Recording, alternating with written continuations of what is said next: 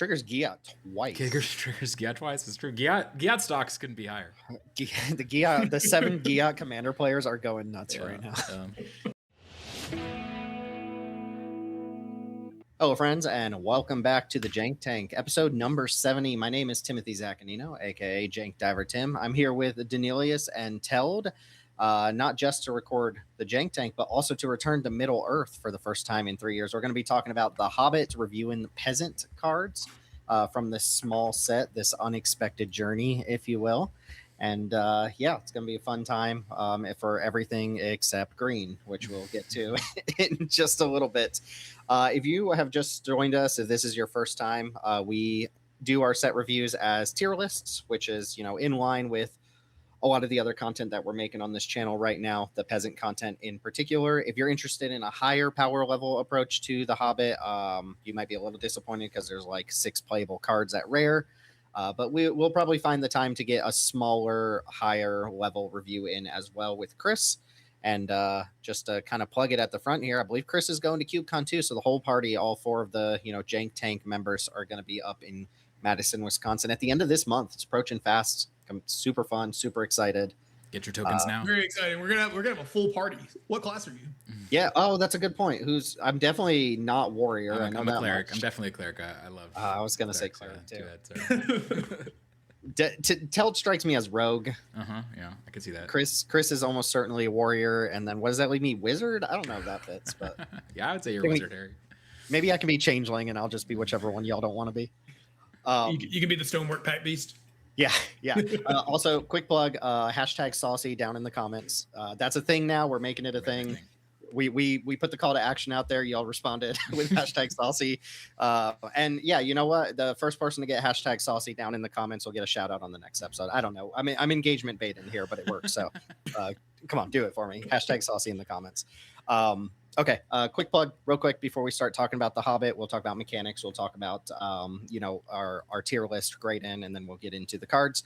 I do want to shout out the Jank Diver Game and Peasant Cube. You can find links to our Discord down below where you can come get in on the Peasant action. Let us know what's going on in your cube, and let us know, actually come play with us as well as Danelius' Peasant All-Star Cube, which I had the pleasure of actually joining. Danelius, I think that might be the first time I've actually drafted your cube. It was super fun. Hopefully that recording will go up as well with quite a bit of background noise and me acting like a complete imbecile with the way some of the cards work, but it was fun. I enjoyed some of the differences between your cube and ours. We talk about it all the time, but I don't actually get out to play it very much. But you can find a link to Danelius' Peasant All-Star Cube down below, or join the limited level server where those drafts are taking place a couple times per weekend at this point. No single card discussion. If you're following along at home, there's show notes below that'll have all the Scryfall searches that you need. But let's hop into this. I guess the UB question that we always have to ask with this sort of stuff is, what is y'all's familiarity or like interest level in The Hobbit? I've read the book. Same. That's where mine is too. I haven't read the book. I love the movies when I was younger, but I haven't read any of the books. My nerd cred is not good on this. Okay, so we don't have a Hobbit expert here though. I'll be your Star Trek expert in a couple months, but no Hobbit experts there. I'm so excited for that. I can tell. I'm so excited for that set. Yeah, I actually do like this set. If the Middle Earth vibe, Lord of the Rings was a solid set. Funnily enough, me and Chris reviewed Lord of the Rings 3 years ago. Maybe that was Chris and Teld, actually. I don't remember, but it was a lost episode. There was a recording malfunction, and we never actually got it out there. So you'll never know how we felt about the Lord of the Rings. And that's probably a good thing, because I think we bashed the One Ring. I think we were saying bad things about the One Ring. So that would not have aged very well. I'm kind of glad nobody can find that. In fairness, the One Ring was not particularly impressive in the Jank Diver. In fairness, rares don't exist. Let's be real. Come on, that's yeah. Well, we ran the One Ring, and I swear every time it got resolved, you immediately saw Questing Beast smack you in the face. Just smack you anyway. It's my favorite thing to do. Okay, so no Hobbit experts here. All I can gather from the set is that there's a lot of goblins and a lot of like poking fun at animals with really rude names. The names in this set are pretty high tier. They're very good. They're good. Yeah, what I would say is that this seems like a set that's going to be pretty on rails from what I've seen so far. I feel like there's really heavy incentives to be in one of these 5 2-color archetypes. There's a lot of cards that seem really good in those archetypes, but there's a lot of tribal stuff going on, or typal stuff going on. There's a lot of, type matter stuff where it's just, I think it's going to be fairly on rails. But I think the gameplay seems like it might be good.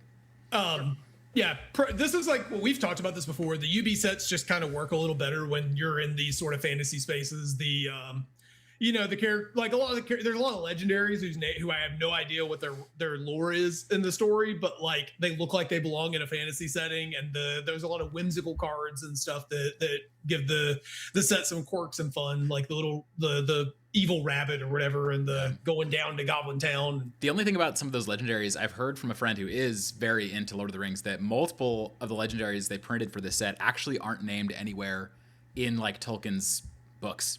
Are they from the movies? Nope. They just needed more characters. They just needed more legendary characters. They needed more content, and they just came up with some. I don't know. I don't know if I believe that, but I don't know enough to. Well, that seems like a very weird choice for a small set that only has so much space anyway. The King and Queen of Dane were two that he brought up. That apparently those aren't real characters. They're just they're things that exist, but they're not actually like known in the books. Right? Okay. Interesting. So, yeah. Isn't the King of Dane just Bowman? Isn't Bowman idea. just? I have no idea. Okay. Anyway, I don't know. I don't know Hobbit. Maybe I shouldn't push back against that claim because I don't know. It would just be a very weird thing to do. Yeah. Anyway, let's go ahead and talk mechanics real quick. We used to save this for just the higher level review, but it makes actually more sense to talk about it for Peasant because a lot of the mechanics apply to commons and uncommons more than rares. So we are going to talk mechanics here real quick. Just kind of shoot through them, give some initial thoughts on them, and then that can frame the way we talk about some of the cards that have those mechanics. The return in mechanics here. First off, adventure is back. There's not much to say there. I don't think there's really a twist here outside of there being like a couple legendary artifacts that are adventures. I think that might be the first time that's happened, but you know how adventures work.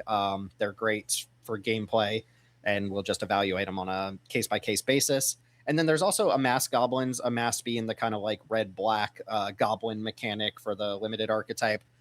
Amass is the one where it always has a number and it instructs you to make an army token with that many +1/+1 counters on it. But if you already controlled an army, you put that many counters on the army you already controlled. The only twist here is that it's amass goblins instead of like amass orcs or amass zombies or the one amass slivers card, if you know that one. And the only real twist with that is that it always adds the creature types to whatever army you control. So if you amass orcs with like Dunlin Crabane and then you amass goblins with another card, you end up with an army goblin orc, which is always cool, but like ultimately doesn't matter for anything. No, not amass goblins might matter more than normal just because that is a historically supported type, but I'm not gonna assume that that's gonna happen, but like it's more likely to than something like orcs. I guess zombies is also pretty well supported. There was some like tribal type of lords there. It's minor. But like your sling gang lieutenant might pick up another goblin to sacrifice or something like that, which is kind of cool.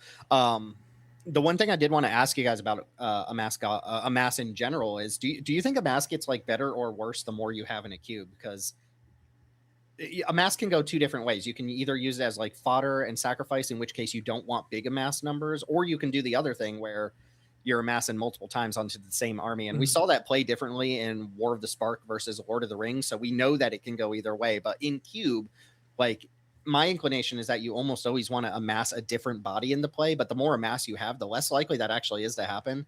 It still might not matter enough that you have like multiple amass cards in the same deck, but there are some playable ones. You will see multiple amass cards in cubes. So I wonder if it gets better or worse the more you have. I think given that amass shows up on non-green colors, I actually like that it goes tall because it's very difficult for some of these decks to actually get tall, which means that sometimes you just can't you can't fight for board as well. I mean, like obviously making multiple game objects is usually very broken, but I do kind of like when you can make like a 4/4 in your your white or your black deck. It's just something you don't always get to do that lets you kind of fight for board a little better. Yeah, I think it depends a lot on what the numbers are on the amass, because like in War of the Spark, I definitely agree that in general you wanted to be making multiple bodies with your amass, so you had to figure out a way to sacrifice your first amass 1/1 so that you can then get your second amass 1/1 in play. That 2/1/1s, generally speaking, are going to be a lot more useful than 1/2/2. But once you start to get to like amass 2, amass 3, now you're talking about being able to apply a lot of damage with haste, and that makes the calculus a lot different. So in my opinion, amass plays really well, and it plays better in the hands of experienced players because it gives you a lot of play. And I don't mind there being 3-5 cards that say amass in my deck. I think it adds options for me. Yeah, It's a cool mechanic. Yeah, great mechanic. And also, pro tip: if you have a changeling in play, you must amass onto your changeling because it is an army creature. Always fun there. All right, on to the new mechanics. Each of the 2-color archetypes, and there are 5 of them in the set, have a mechanic that's kind of tied to a creature type. So like a mass goblins, and then you have ferocious wolves. For red white, it's storied with dwarves. The storied mechanic gives you an enduring story when you have 3 historic permanents in play. And just as a reminder, that's artifacts, legendaries, and sagas. I don't believe the reminder text for storied actually says anything about historic, but that's basically what it is.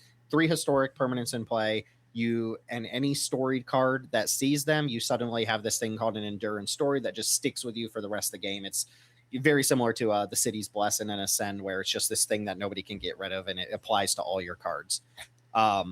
We do play a lot of artifacts in Cube. We actually play a lot of sagas and legendaries too. So the way I'm seeing storied is, and Danielius, you might have already said this like off air, but it's something you can definitely get if you want it in your deck, but it's not free. You cannot evaluate these cards as if you will always have an endurance story.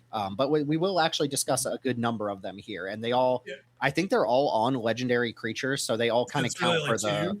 yeah, 2 Yeah. other. Okay. But that's on, I think, only exclusively red white cards, and therefore it's being used mostly as like an aggro mechanic in some sense. But Yeah. we'll see. I think if the storied cards are good enough to play in our cubes, we can evaluate them as if you're going to be able to get storied the endurance story like often enough. Next up is recruit. This is kind of like connive adjacent. It's basically connive, but you get a 1/1 token instead of a +1/+1 counter. So when you're instructed to recruit, you draw a card, you discard a card, and then if you discarded a non-land, you make a 1/1 white human soldier. One of the, aside from making a token instead of a counter, one way this is different from connive is you don't have to have a creature in play to do this. Like you can just recruit, like you're allowed to just recruit. Whereas connive always like kind of chooses a creature or is tied to a specific creature. So you can have instants and sorceries that recruit, which you can't really do with connive without a target. This is a very interesting mechanic to me because I think it's very easy to read this as free value on top of a lot of cards that we're going to talk about. And I think it's really easy to get into the headspace, or at least I've seen a lot of people evaluating these recruit cards as though you're just always getting a 1/1. And that is not the case. Like sometimes when you're looting, you're incentivized to discard lands. You don't always want to pitch a real spell from your hand to get a 1/1 on board. So I don't think you can just evaluate the cards as if they're always like the maximum output on board, though you usually have that choice if you want to make the 1/1 or not, which means that this plays into token strategies. This plays into go wide strategies. It plays into draw discard, which blue white is a draw 2 theme in the retail set. So I want to be a little bit careful of recruit when we get to the cards that have that mechanic and not just always assume it's 1/1 that dies into a 1/1 or the creature on screen here 2/2 that makes a 1/1. It's not always that. Yeah, I think this is a good mechanic, but it seems like when people are evaluating these cards, they're kind of treating it as if we're going to get a card draw and a 1/1, which is like technically kind of true, but you're not actually going up a card with your card draw. You're still, cycling resources there. And to get the 1/1, you had to give up a spell. So like that's gonna be pretty meaningful. A lot of times you don't want to do that when you're looting. And so and then just to use the card here where you're not into the evaluation portion yet, but like if this is looting away a land, it's kind of just a worse version of a lot of the 3 mana draw a card creatures because those just do it naturally. So you kind of have to wheel and deal, I think, to get enough value to make these worth it. But if it's just slapped onto a card that's already close to on rate, it is a good mechanic. Yeah, I think connive needs to be relatively free for you to be super happy with it. But this is better than connive, so it's an interesting space. Yeah, and that makes it better in the hands, I think, of more skillful. Any mechanic that makes you make a choice is going to be better in the hands of skilled players. That kind of goes without saying. The last mechanic here, which is very minor in the set, it's hone counters. This is just a new counter type that's being introduced for artifacts or equipment specifically. An equipped creature gets +1/+0 for each hone counter that's on an equipment. And there's only 2 cards in this entire set that create hone counters. I think they're both rares as well, so it doesn't matter here. The one implication here is that I think in Mark Rosewater's teaser for The Hobbit, he said that they were introducing a new counter that was being designed to expand Red's, slice of the color pie. And I assume he was talking about hone counters, and we didn't see a lot in this set, so that leads me to believe we'll see more of this moving forward. But, okay, but also, not here. How is it really an expansion of the color pie? I don't really understand. It seems so minor. I mean, is there a different counter he would have been talking about? Because I don't think so. I agree. I think it has to be this, but I don't really understand. It feels very Mark Rosewater, to be frank, to say something like, this is expanding the color pie. And it's like, wait, is it actually? Well, yes, technically, because this is now an ability. I can add to my ability word article for red. And it's like, I guess that's true. Sure. I suppose. I agree or disagree. Well, it's on a colorless equipment, and it's on a Boros hybrid card. So it's like not even mono red doing anything. I assume there's more cards down the line that will introduce these. But even if it's like creatures that enter and put hone counters on artifacts, it's not really that different than making like artifact tokens that you could equip or whatever. So I don't expect too much of them, and they don't matter for the purposes of this review. They're just here for completion's sake. So mechanics out of the way here. Denelius, I'll turn this over to you for just a second in case there's anybody new joining us for this review. Did you want to just very briefly touch on the Graydon scale that we're using here? Because it's not a power level scale, it's a cube ability scale. Yeah, so we grade S through D here. This is not like the limited resources style grading that we used to do, where you're grading things kind of A through F. There's a lot of similarities, but when we talk about S's, we're talking about really format defining cards in terms of either their power level or just their cube equity. Cube equity basically just means how much is this adding to the environment for you as a curator? How often can the card get played? Is the card really, really good at supporting a highly played archetype, something along these lines?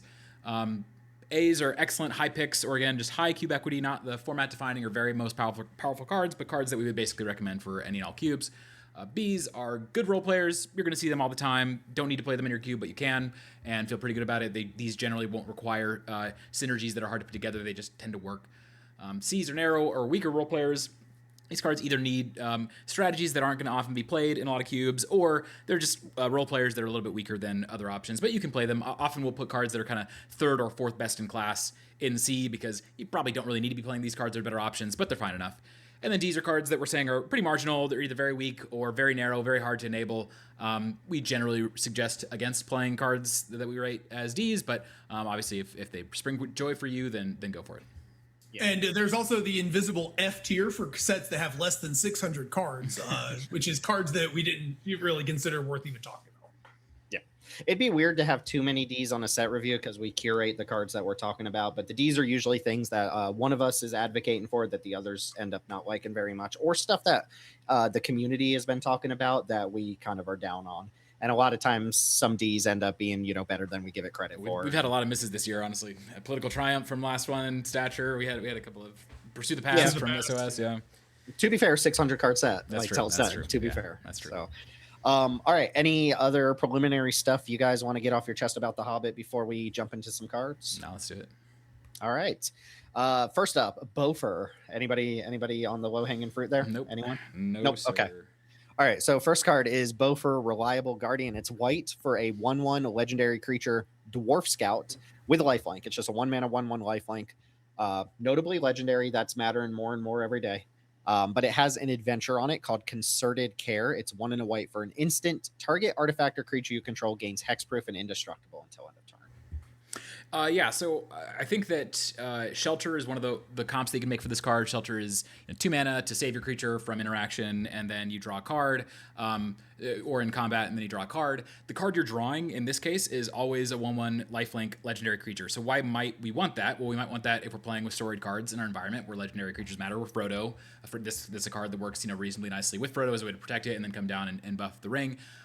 Or in cubes where you're trying to play a fair amount of equipment, like in a cube running Brunner, where you might be equipping multiple things to an individual creature, and just having a little 1/1 lifelink could be useful. So I don't think this is a premium card. I think this is it's a role player in a weak one, but I can see it in a couple different lanes. Yeah, triggers are Gyat. Mm-hmm. Triggers Gyat. Yeah. Bofur triggers Gyat. Come on, man. I actually do think. I think you need to be pretty. You need to care about something like the dwarf type line, or the being a 1-mana legendary creature, because otherwise, like, this is a Shelter that draws this really bad card. Mm-hmm. Yeah. It's the fact that you know what the card is, and maybe your cube has lanes that specifically want to draw that card. That's where you have to be, which is narrow. Yeah, I'm not. This card's not super compelling. We didn't grade it because it was kind of a last minute addition. Well, Danielis gave it a C here. I'd probably have it in C as well because there's certainly uses for it.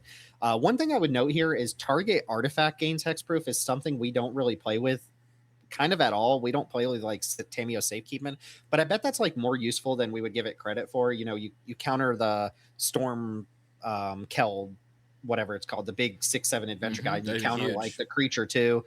You can counter the power up on She-Hulk and negate the +1/+1 counters on that. There's probably some more stuff to being able to protect an artifact than immediately comes to mind. Yep. But yeah, not a compelling enough reason to play the card. Yep. It's fine. It's fine. If you care about some of the stuff, go for it. Next up, another last minute addition that I haven't graded myself, probably still in the C range here. This is Dane, Lord of the Iron Hills. Sorry if I'm mispronouncing your favorite Hobbit character or something. You can let me know in the comments down below how it's supposed to be pronounced phonetically or whatever. I will not be reading those comments though. It's 1 and a white for a 2/2 legendary dwarf noble. It has vigilance. It has storied.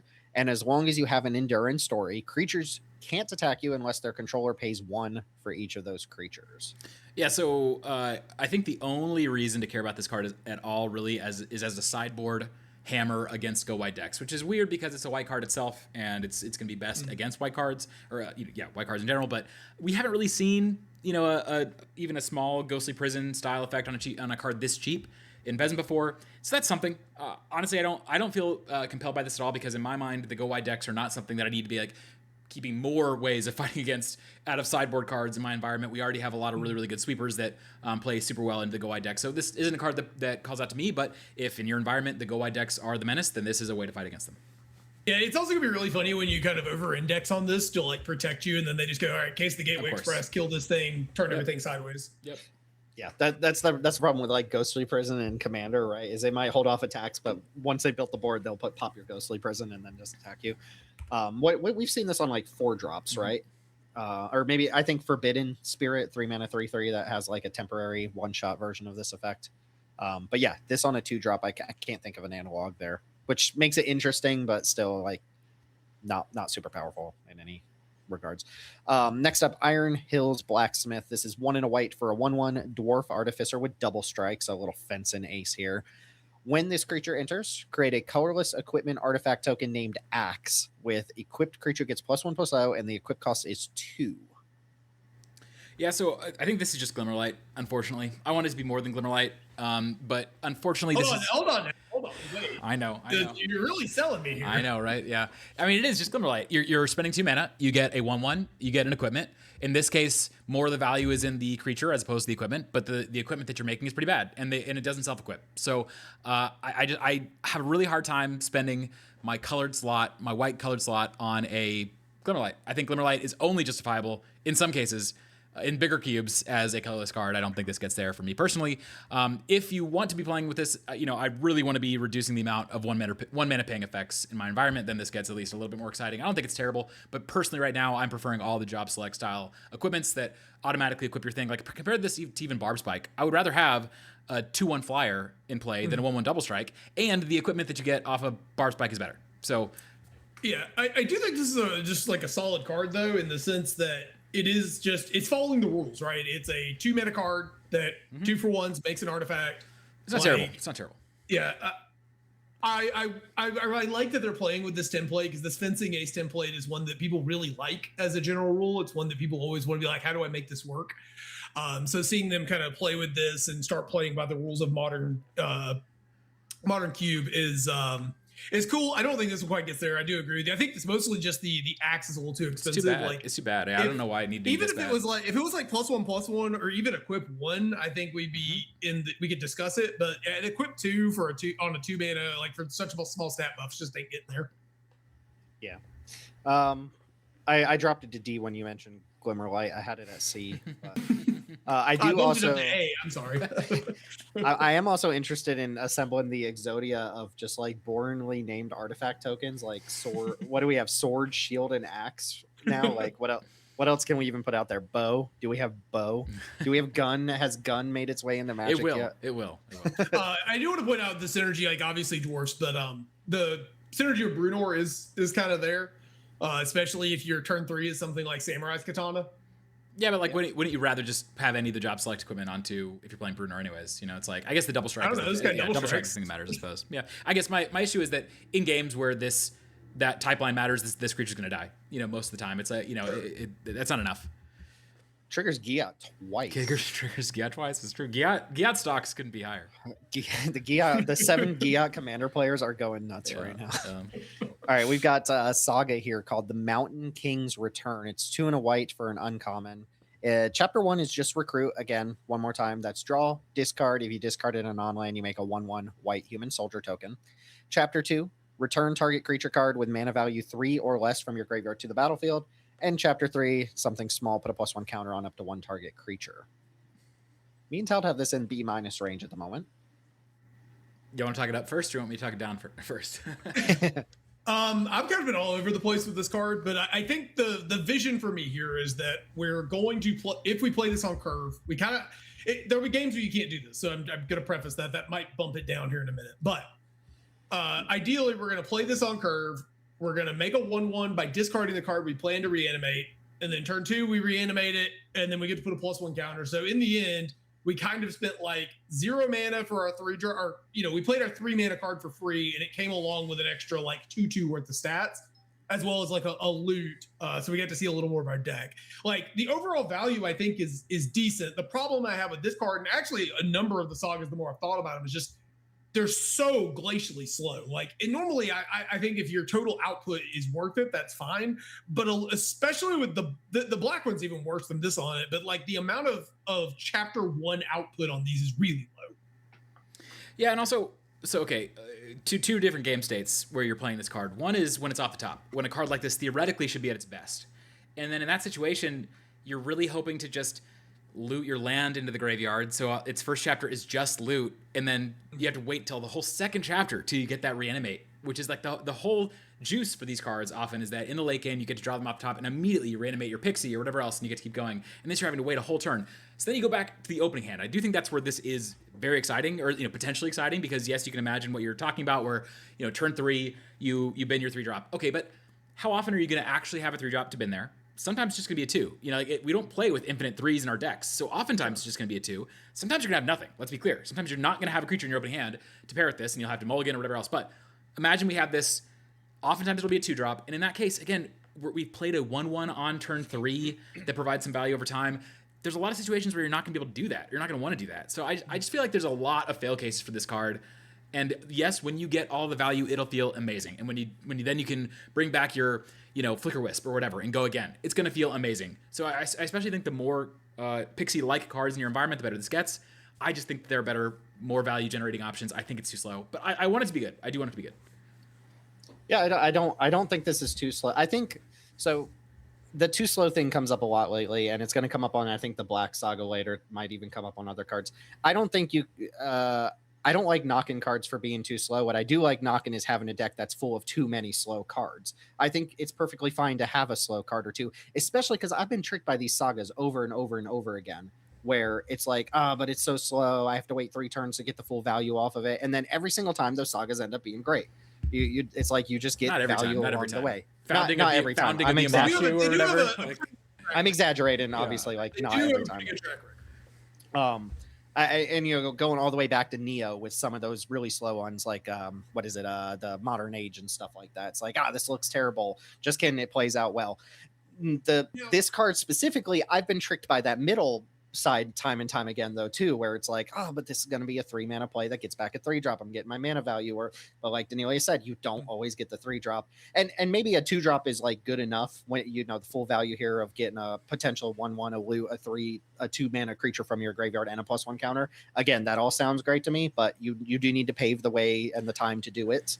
Well, also there's a hilarious downside here. So one of the things I wrote about in the document was the one place I do really like it is being able to kind of hide your engine creature away, then bring it back with all of your mana open. So you can either protect it with your Plume Create Escort, or you can just immediately activate, like, I was thinking about Superior Foes of Spider-Man. You discard Superior Foes, you bring it back, immediately cast your 4 drop, you're guaranteed to get the card. I think there's something exciting there, except you've discarded your engine card, and now your little value pot is sitting there waiting to get destroyed, and then you've practically lost the game because you just gave away one of your more important cards for free. So it's like, I just think there's a lot of ways this fails. But yes, I hear you. There's a lot of value on the card. Potentially, there's a lot of potential here. I just think the fail cases are low enough that I'm starting low on the card.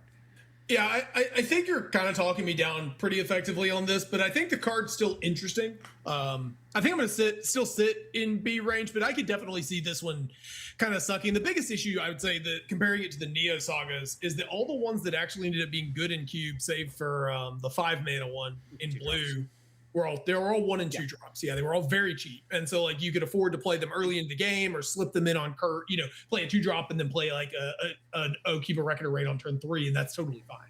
Yeah, because you could compare to like Welcome to Sweet Tooth, but that comes down on 2 and leaves your mana open on 3. This comes down on 3 and it's just different. 3 is just such a point of the game where like, and this is something Dan pointed out when we were first talking about the card, is like, how do you feel about this card when you're sitting here in your hand and your opponent plays a NEP? Now, the counter to that, I would suppose, would be that any 3 drop that isn't a removal spell is going to feel bad. I'm saying, how do you feel when you're on the draw and your opponent if you're on the draw and your opponent plays any number of threatening 3 mana plays? I feel like playing this is going to be kind of hard. Like, sure, Katana. No, or to be fair, any number of those threatening 3 mana plays. The one thing is most of them do demand removal too. So like, even if you just played your own good 3 drop, that's not going to be enough. Like, you can't just play a good 3 into a NEP and be happy about it. You're still miserable. Yeah, it's tough. Yeah, it's tough. I always hate that argument. Not to like, it does matter, but it's just like, yeah, how do you feel when your opponent plays the most aggressive card in the entire cube? I hear you. What I'm saying is, I guess we can't really have it a NEP test, right? It's like, how do you feel when your opponent plays the best 3 drop? No, but I think it matters. What I'm saying is that like the other side of this card being potentially a lot of value, it's a 3 mana 1/1. That's the other side of the argument, and 3 mana 1/1 will often be quite bad because it's very sometimes it's a 3 mana 0/0. But that's also true. Yeah, I hear what you're saying. I want to give. I don't want to knock cards too hard for being slow. I think it's just a deck construction consideration where you can get away with stuff like this if you are aware that you have slow cards like this and you don't surround it by other slow cards. I can't. I've seen slow cards do plenty to warrant justification here, so I'm not knocking it for that. The only other thing I wanted to say is both chapters 1 and chapter 2 kind of interact in this white-red discardy graveyard space that they've been exploring. That obviously SOS was heavily about, and so I'm earmarking that. Let's see if we get more cards along these lines, but it's something to pay attention to. Yeah. All right. What else do we have to argue about here? Celebrate the Mountain King. Maybe not a lot to argue about here. This is 3 and a white for an enchantment. When it enters, for each opponent, exile up to 1 target non-land permanent that player controls until this enchantment leaves the battlefield. So 4 mana banish and white for just creature. No, non-land permanent. When it enters, you recruit as well. So 4 mana banish and lights and a recruit on ETB. I basically put all of these like 4 mana sorcery speed, catch-all removal spells that give you value on top of it, but not a ton of value on top of it in the C range, but the low C range. I think that Lasso by the Law is a playable card. Trickster Stratagem, these are playable cards. They're just not amazing. It's difficult to tap out 4 mana to just target one thing these days in Cube. But if you're playing in a Cube, especially that has less object creation, less board flooding in general, I think this card is totally reasonable. And it synergizes with your draw 2 stuff, with your discard stuff, whatever. Yeah, this card sucks. I almost treat those cards like D, but I do agree, like C minus, they do have like a place as the 3rd removal spell in white that you have for your deck when everybody snatches the primo removal spell. D plus if you want to. This also doesn't even actually reduce the complexity of tokens and producing this. That's true. It does make a token. It doesn't just play Lasso by the Law unless you have a really, really good reason to discard something. Yeah. I mean, is Banish and Light and a loot worth 4 mana? No, not really. I don't think. If you get a 1/1 out of it, there's probably enough here to I think this will be a busted card in retail. My guess is this is going to be like a B+ in retail. The question is the issue is 4 mana sorcery speed in Cube is just a lot harder to sell. You could put any O-ring in retail and it's always going to be like the best white uncommon or best. Yeah, but I'm saying I think the extra value you're getting here it's nice. It is nice extra value. We saw Trickster Stratagem in the last set. It's just that in Cube the situation is a lot different. Sure, D+. Which brings us on to blue. Let's say for white here. Small set again, small set, small sections. Blue gives us Bilbo, Luck Weaver. This is one of 2 Bilbos I think we're going to talk about. This is 1 in a blue for a 1/1 legendary halfling rogue that can't be blocked. 2 mana 1/1 unblockable. When it deals combat damage to a player, draw a card, then discard a card. Might sound familiar. What is it? Shoreline Looter without all the threshold text. This one's bonus text is an adventure called Burglar's Plot. It's 4 in a blue for a sorcery. Exchange control of 2 target non-land permanents that share a creature or share a card type. So switcheroo as an adventure here.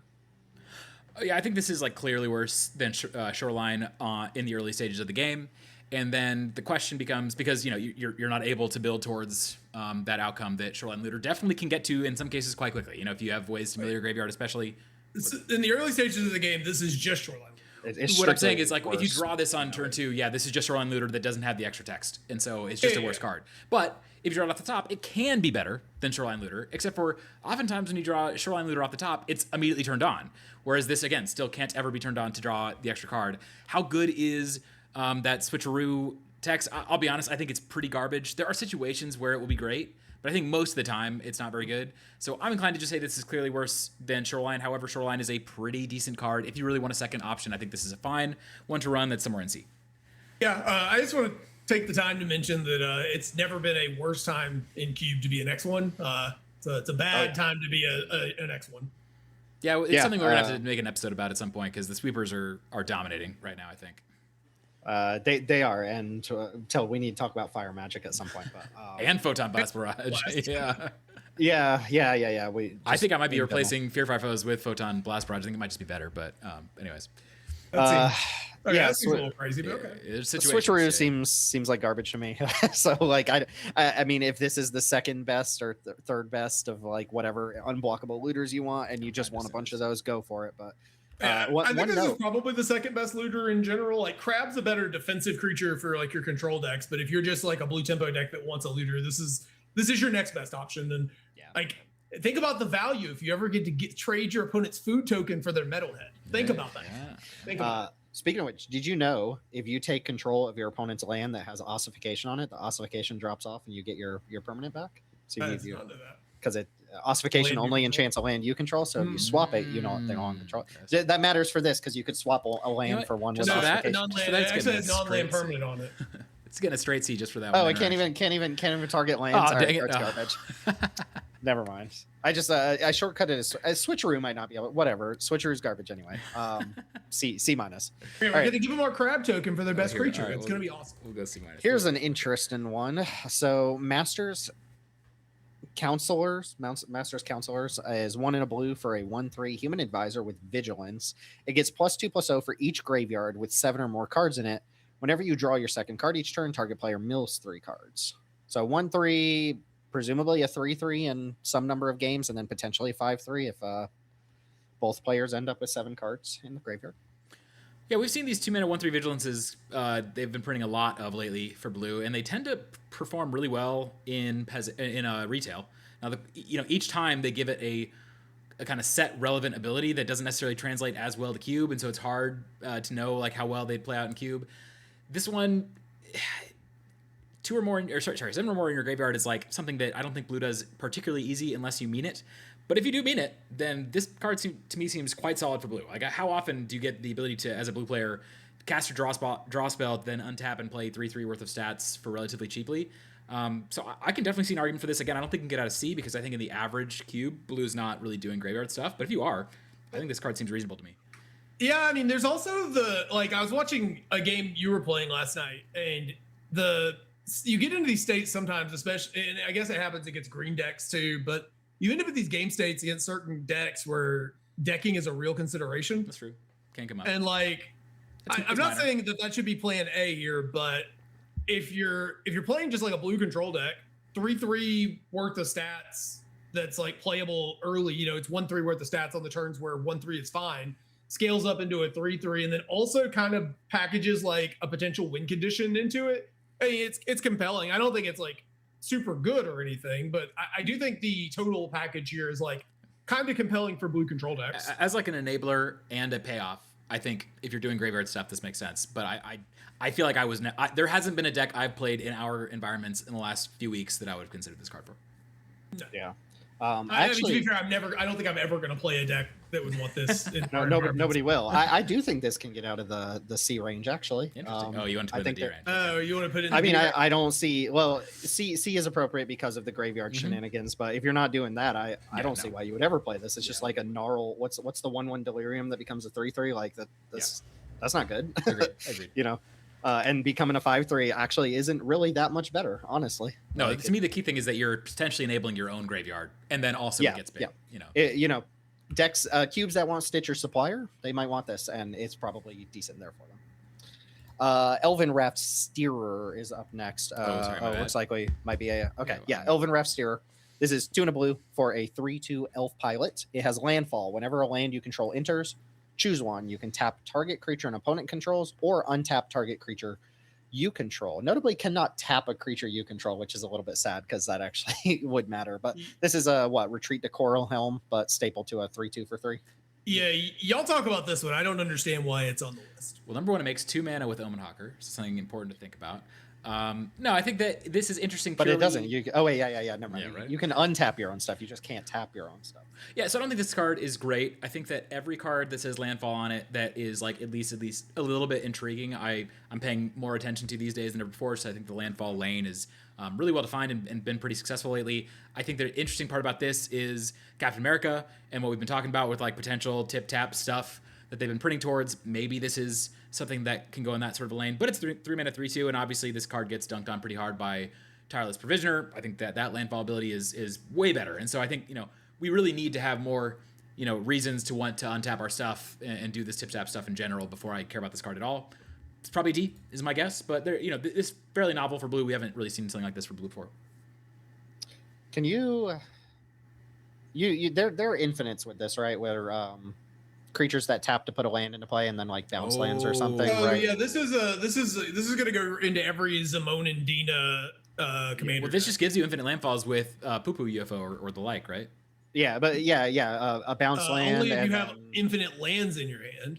Well, yeah, a bounce land like Simic Growth Chamber or something to just keep bouncing itself back and forth. Sure. Wait, why? Why? If you just have any land, you play the land. Elven trigger goes in the stack. You target your Poo Poo, tap Poo Poo to return the land to your hand, and you just keep playing it. Does Poo Poo return lands to hand? I thought so. Oh, maybe I'm wrong. No, sorry. That puts lands from your hand Isn't into that, play. I think you're thinking of like I'm losing my mind. Never mind. But and then any landfall deal damage to your opponent. Yeah, so there's Peasant Cube considerations where this like goes infinite, but I assume people are already doing that with like retreat to Core Home and maybe there's so some with extra bounce lands. So the idea is bounce land, you turn a land, and then you return the bounce. So you have like Poo Poo, right? Poo Poo put the bounce land into play, untap Poo Poo with this trigger, and then the bounce land returns itself. I get it. Yeah, and then you tap for Poo Poo. But we need something to break this on parity. So like it's a 4-card. This is a 4-card. Yeah, we need like a 4th card to do something with it. Yeah, that makes me. That almost makes me want to just give it like a C- because it has combo potential. But yeah, I don't think the card's great.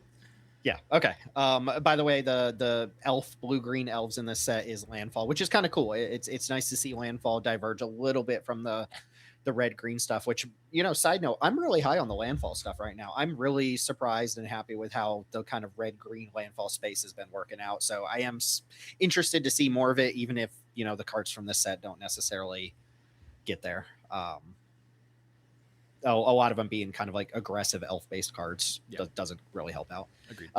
This is probably a quick one here. This is Bilbo Baggins Burglar. It's 2 and a blue for a 2/1 common legendary creature halfling rogue. When it enters, draw a card. So 3 mana 2/1, draw a card, and then it has a adventure called Take a Glance. It's a sorcery for blue that has Scry 2. It's just Scry 2 for blue.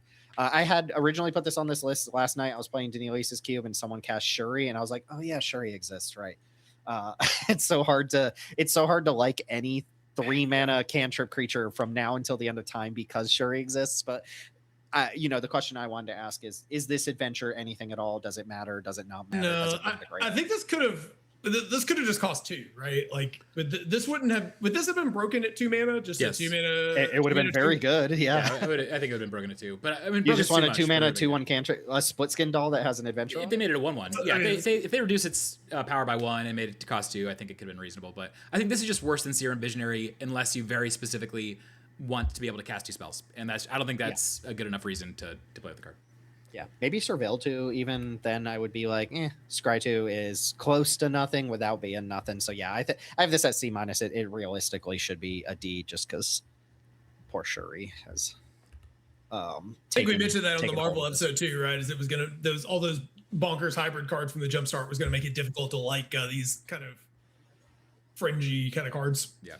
Yeah, I mean, what does an Elvish Mystic have to do now to be more compelling than Brawn? for example. Like Elvish has to do something Visionary, pretty yeah. significant. Mhm. Yeah, Elvish Visionary, sorry.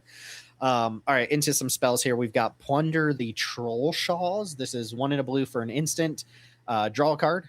If this spell was cast from a graveyard, draw 2 cards instead, and it has flashback for 3 in a blue. And Danielius, maybe you can speak to Futurist Forge here, but the overall package and design is very similar to Futurist Forge. 2 mana up front for 1 card, 4 mana to draw 2 cards later. Of course, there's a little bit of cheesiness here. If you can cast this from a graveyard without flashing it back, throw Victor Timely or something, you get the 2 cards. But mostly it's 6 mana total for 3 cards over the course of 2 casts.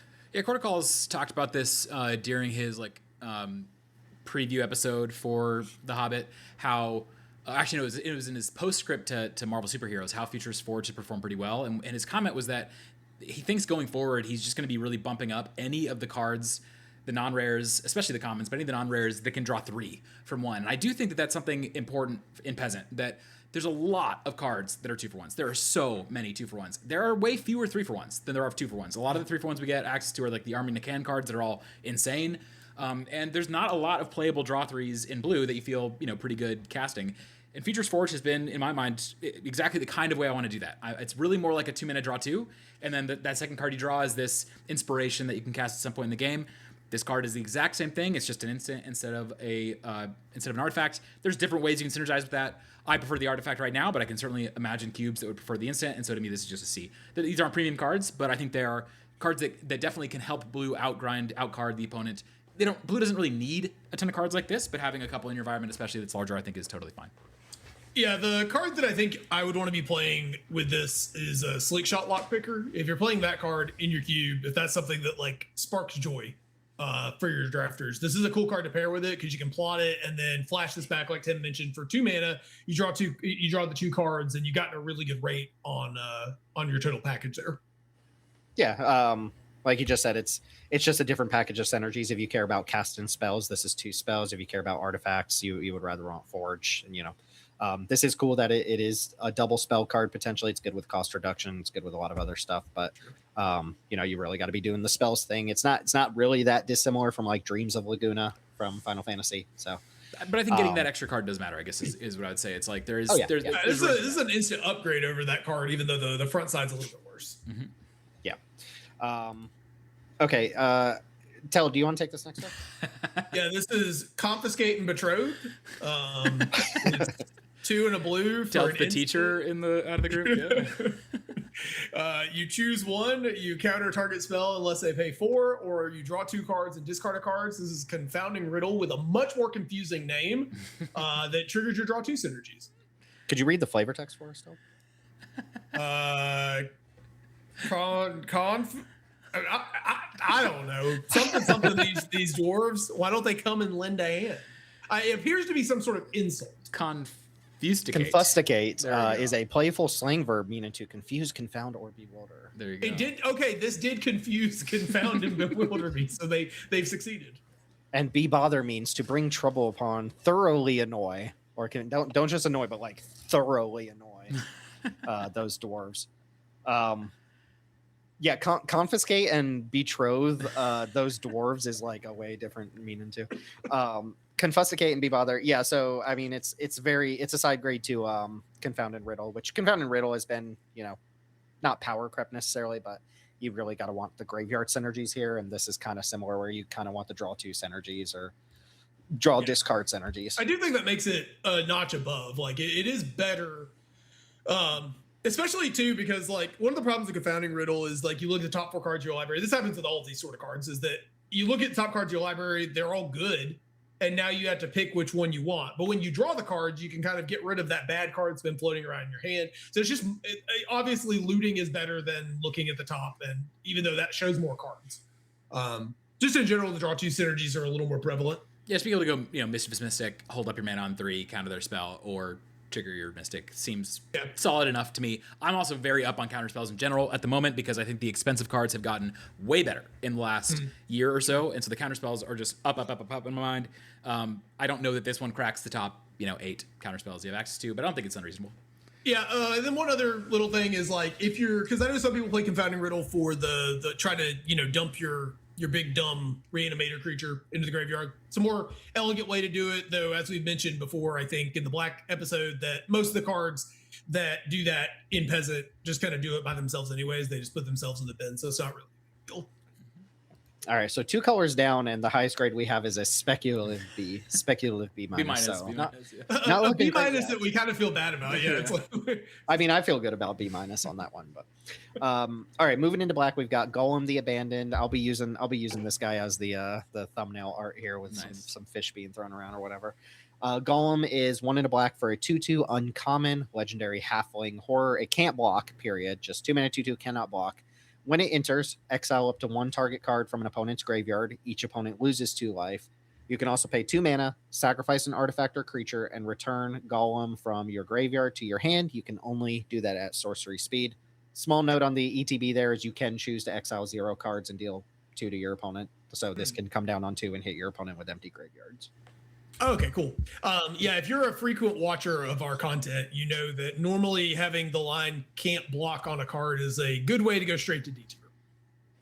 But I actually think this is pretty good. I mean, at least it reads like a potentially good card if you are very interested in turning sideways. Like, obviously we have got to be, it's a space that this is like we were talking about Snarling Gorehound in the Black Ones episode and how it's a really good card for a bad strategy. And I think if we're able to get this sort of like black really assertive black deck off the ground, then Golem is the kind of card that would make a lot of sense in that deck.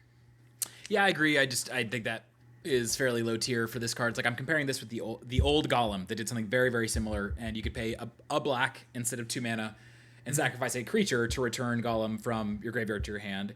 This obviously you can sacrifice a lot more stuff. However, you're paying 4 mana to return this from your graveyard to play. You're probably going to need to do that over multiple turns.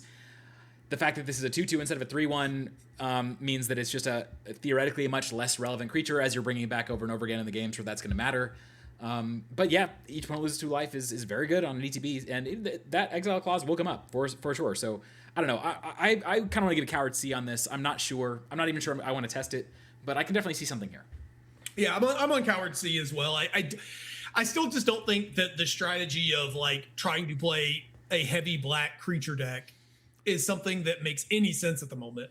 No, but if you think about it more as an artifact card, it kind of gets a little bit more exciting to me, like with Oni Cult Anvil or whatever, and it's just an additional way to be draining. There's something. Sure, yeah, like if this is a little bit like that's an aggressive deck with black cards in it, right? If you put this in exactly like a red-black Oni Cult Anvil deck, I could see it being playable. But the problem, it just can't block is so bad for a number of reasons. But the biggest one is that you're just not always ahead. Like you can't, especially in Modern Peasant, you can't always assume that you're going to be ahead. It's why aggro is kind of has had such a rough time, is that you're not able to create those tempo spaces. We don't get cards like Kamado Faces Kakazan anymore that let us really just put a lot of pressure into play. They don't make cards at that low mana value. Yeah, agreed. Dare I say saucy C? Yeah, it's a saucy C. I should add a technology to this website to apply saucy to one of these. But can you know where the little star icon goes on the can we put a little bowl? Yes. Ramen. I will work on this. Yes. One thing I want to mention about Golem, the deck that I had last night in your cube, Denelius, this card would have been perfect. This card would have been exactly what I wanted because I was short on creatures to sacrifice to things like Weaponize and Killmonger and stuff, but I was like loaded with artifact tokens, and this converts the artifacts into creatures that I can sacrifice while messing with the graveyard, which mattered in every match, and also just getting that extra damage on top. So it's purely a sacrifice card / aggro card. Like there's no block in here, but obviously, but I think this card probably would have pulled a lot together for my deck yesterday. The number of times you do get your green opponent to like 4 life before they stabilize and you just can never get an attack in. That matters too. We saw Prosperous Innkeeper destroy Denelius last 3 night. and then they won the game at like 18 or whatever. Yeah. There's this against the green decks, there's almost always this pivotal turn where like they stabilize, we're no longer ever able to attack for the rest of the game. And then we have to find a way to do the last, 4 points of damage to them, which is why I'm such an improvised club stand. It's like the best card against green deck. If you do think about this with Weaponize and you imagine you have like, some way to be generating artifacts in play as you're doing these loops, then it's 6 mana to deal 4 to your opponent, every turn a couple times that could end the game. Yeah, there is something here. I just can't block is really rough. Yeah. See, This might be the best card, the highest grade we ever give a card that can't block. Yeah, it's true. All right, next before we go to the next card, I'm sorry to belabor Golem for just 1 second, but hear me out. Andy Circus Cube. we got Claw. We got Claw in the Marvel set. We've got multiple Golems. Yeah. Surely Andy Circus has played something else that's in a universe. Well, in a few years we'll have plenty of Andy Circus options. Yeah. Just hear me out. Okay. Next up, we've got Desolation Prowler. This is 1 in a black for a 2/2 wolf. You can pay 2 life just as an activated ability to give it +2/+2, but you can only activate it once each turn. Say the line. What's the card? I feel like I've seen this card before. This card, Putrid Leech, the green black card with the same exact stat line and text. That used to be like a constructed all-star right before my time as a Magic player. It was like on the outs before then. But and I still think this is a pretty good retail card. Like I don't know how good black is going to be in the set, of course, but like being able to make your 2-drop into a 4/4 when your opponent blocks it is a big deal. Well, even if you're giving up a little life. And importantly, the retail set, the green black lane, is power 4 matters, and a lot of it tracks, like pre-combat or whatever. It's the fact that you can just like pay this, get all your power 4 matter triggers, and then you're attacking with the 4/4. I think that makes a lot of sense. And for the same token, if you have some sort of a 4 power matters lane involving black in your cube, I could see this making sense because black doesn't have a lot of 4 power creatures. I don't think we have nearly enough cards to make 4 power matters a thing that I'm going to care about in black right now, but I could imagine at some point in the future. It's not a terrible card, but like again, we were talking before about assertive black is not really a thing that exists outside of like sacrificey Oni-Cult Anvil space. I sort of want to come up to like a C- or a D+ here. I don't know, maybe D+ is accurate, but like in the hypothetical world where we get this like assertive black deck, we're talking about Snarling Gorehound and the Golem and all that, and like we're just putting a bunch of cheap black creatures in our deck and attacking like we did in 1998 or whatever. This is probably good, right? Because like your opponent blocks it with a 1/1, you don't care. They block it with something bigger, you pay some life, you kill their creature, you move on with life. I guess the thing boosting it in that sort of a lane is that there's a lot of removal that your opponent will want to target this with that actually won't work because they can respond by making it larger. So that's something. It's something. And in retail, I expect this card to be very good. I mean, there's the nasty little rabbit in green, and then the black has a 1-mana 1/1 menace that becomes a 3/3. Like you're gonna get smashed for 7 on like turn 3 with this thing. I kind of want to give it a C- for that reason. So I was in my mind, I was thinking about 2-mana 2/2. There's so many things in Cube that kill this, but actually they don't. Like it's really died a lightning bolt. It's like that's a little bit more exciting than I was maybe giving it credit for. Yeah, it seems unlikely that the stars are going to align and we get this really aggressive black shell, but like these are good tools for that deck. Yeah, that's right. Teld, does the name Injection Fairy Lily mean anything to you? Yeah, it's a banger old school Yu-Gi-Oh card. You can pay 2,000 life to give your I think it has 400 power and it gives it 3,000 attack during the damage step. Isn't this like the magic equivalent of Injection Fairy Lily? You pay some chunk of life to pump your... Yeah, it's not quite on the same level, but you're also not having to pay a quarter of your life points. So like, there's that. Like, I guess the equivalent would be like a 1/1 that you could pay like 5 life to make it like a 10/10 until the end of turn or something, or an 8/8. Yeah. All right. I was playing Yu-Gi-Oh during those days. Yeah. All right. That card was banned for a while, actually. Yeah, I remember. It was good. It was good. Not a lot of things that could beat over 3,000 back in the day. Whatever that means. Yeah, this was back when people played actual tribute monsters, and so like you could run over your opponent's Blue Eyes White Dragon with your no tribute creature. I know less about the words you're saying now than I do about the Lord of the Rings words that we're saying. So. Don't worry, we'll get the Yu-Gi-Oh crossover one day. Good. Man. All right, you never played old school Yu-Gi-Oh up until about like 2012. Yu-Gi-Oh was actually a good game. I believe Mop Beeble's mom is up next. Or just Mop Beeble. Maybe Mop Beeble's mom doesn't deserve that. Mop Beeble is up next. This is the great, ugly looking goblin. Great name. It's 5 in a black for a 4/4 goblin soldier. It says each creature you control with a +1/+1 counter on it has menace. That card is horrendous. But the reason we're talking about it is because it has a 2-mana 2/2 staple to it. It's Clap Snap. 1 in a black for a sorcery. Amass goblins 2. So if we see this is like a 2/2 that draws us our 6-mana play. I mean, okay, I wouldn't want to put this in a normal cube, but like if you're playing like the Cursed Wombat and the Winding Constrictor stuff, and like that's actually a lane, this is kind of good, right? Because then you've got your 2-drop, and then on 6 you play this, you give your board menace, probably, a bunch of creatures menace. Like that's probably too cute for the average peasant cube, but that menace is a really good attacking keyword. So like if we're just assuming we're gonna curve out, play a bunch of dudes, put some counters on them, and then play this and swing, that's a good plan. Yeah, the bummer is that for that kind of a deck, the 6 mana play might be a little bit out of reach, or like be difficult to reach. But I think this seems reasonable to me as long as you're synergizing with the words on these cards. 2 mana 2/2 that draws a bad card is still, okay. It's okay. It's not amazing, but bad 2-drop that draws a bad 6-drop. But there are ways to make this total package of cards, and I think, playable. I'm going to say C- because in my mind, I don't recommend doing the counters thing in green-black, period. I don't really recommend the counters thing as a strong lane, period. Definitely not in green-black. But there's a lot of cards that point in that direction, and as we saw, a lot of people like that lane. So I think this is a reasonable card for that lane. Sure. I would probably still just like the 6 mana creature is so bad, but also like so you draw this on turn 6. It's the only card in your hand. Are you still just casting the adventure? Because you can't definitely just cast the creature. Yes, right? definitely casting the adventure. I'm getting all the value from that. You cannot just cast the 6 mana spell off this. Also, just quick rules. No, a mass can't get blown out here like a normal targeting spell because it doesn't target. So if you already control an army and they kill it in response to this, you'll just make a new army. It doesn't fizzle the spell or anything like that. Gnashing of Teeth is up next. Okay. A couple spells. I think there's a flavor fail in this set. Did we get much Weeping as a card? I don't think so. So we did not get much Weeping and Gnashing of Teeth. That's true.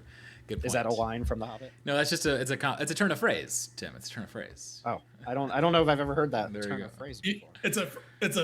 Anyway, never mind. Much Weeping and Gnashing of Teeth. Yeah, that sounds like a not Jeopardy, Wheel of Fortune. Like there's like blank EEP blank blank blank, and you just never get the work. There will be much Weeping and Gnashing of Teeth. You've never heard that before?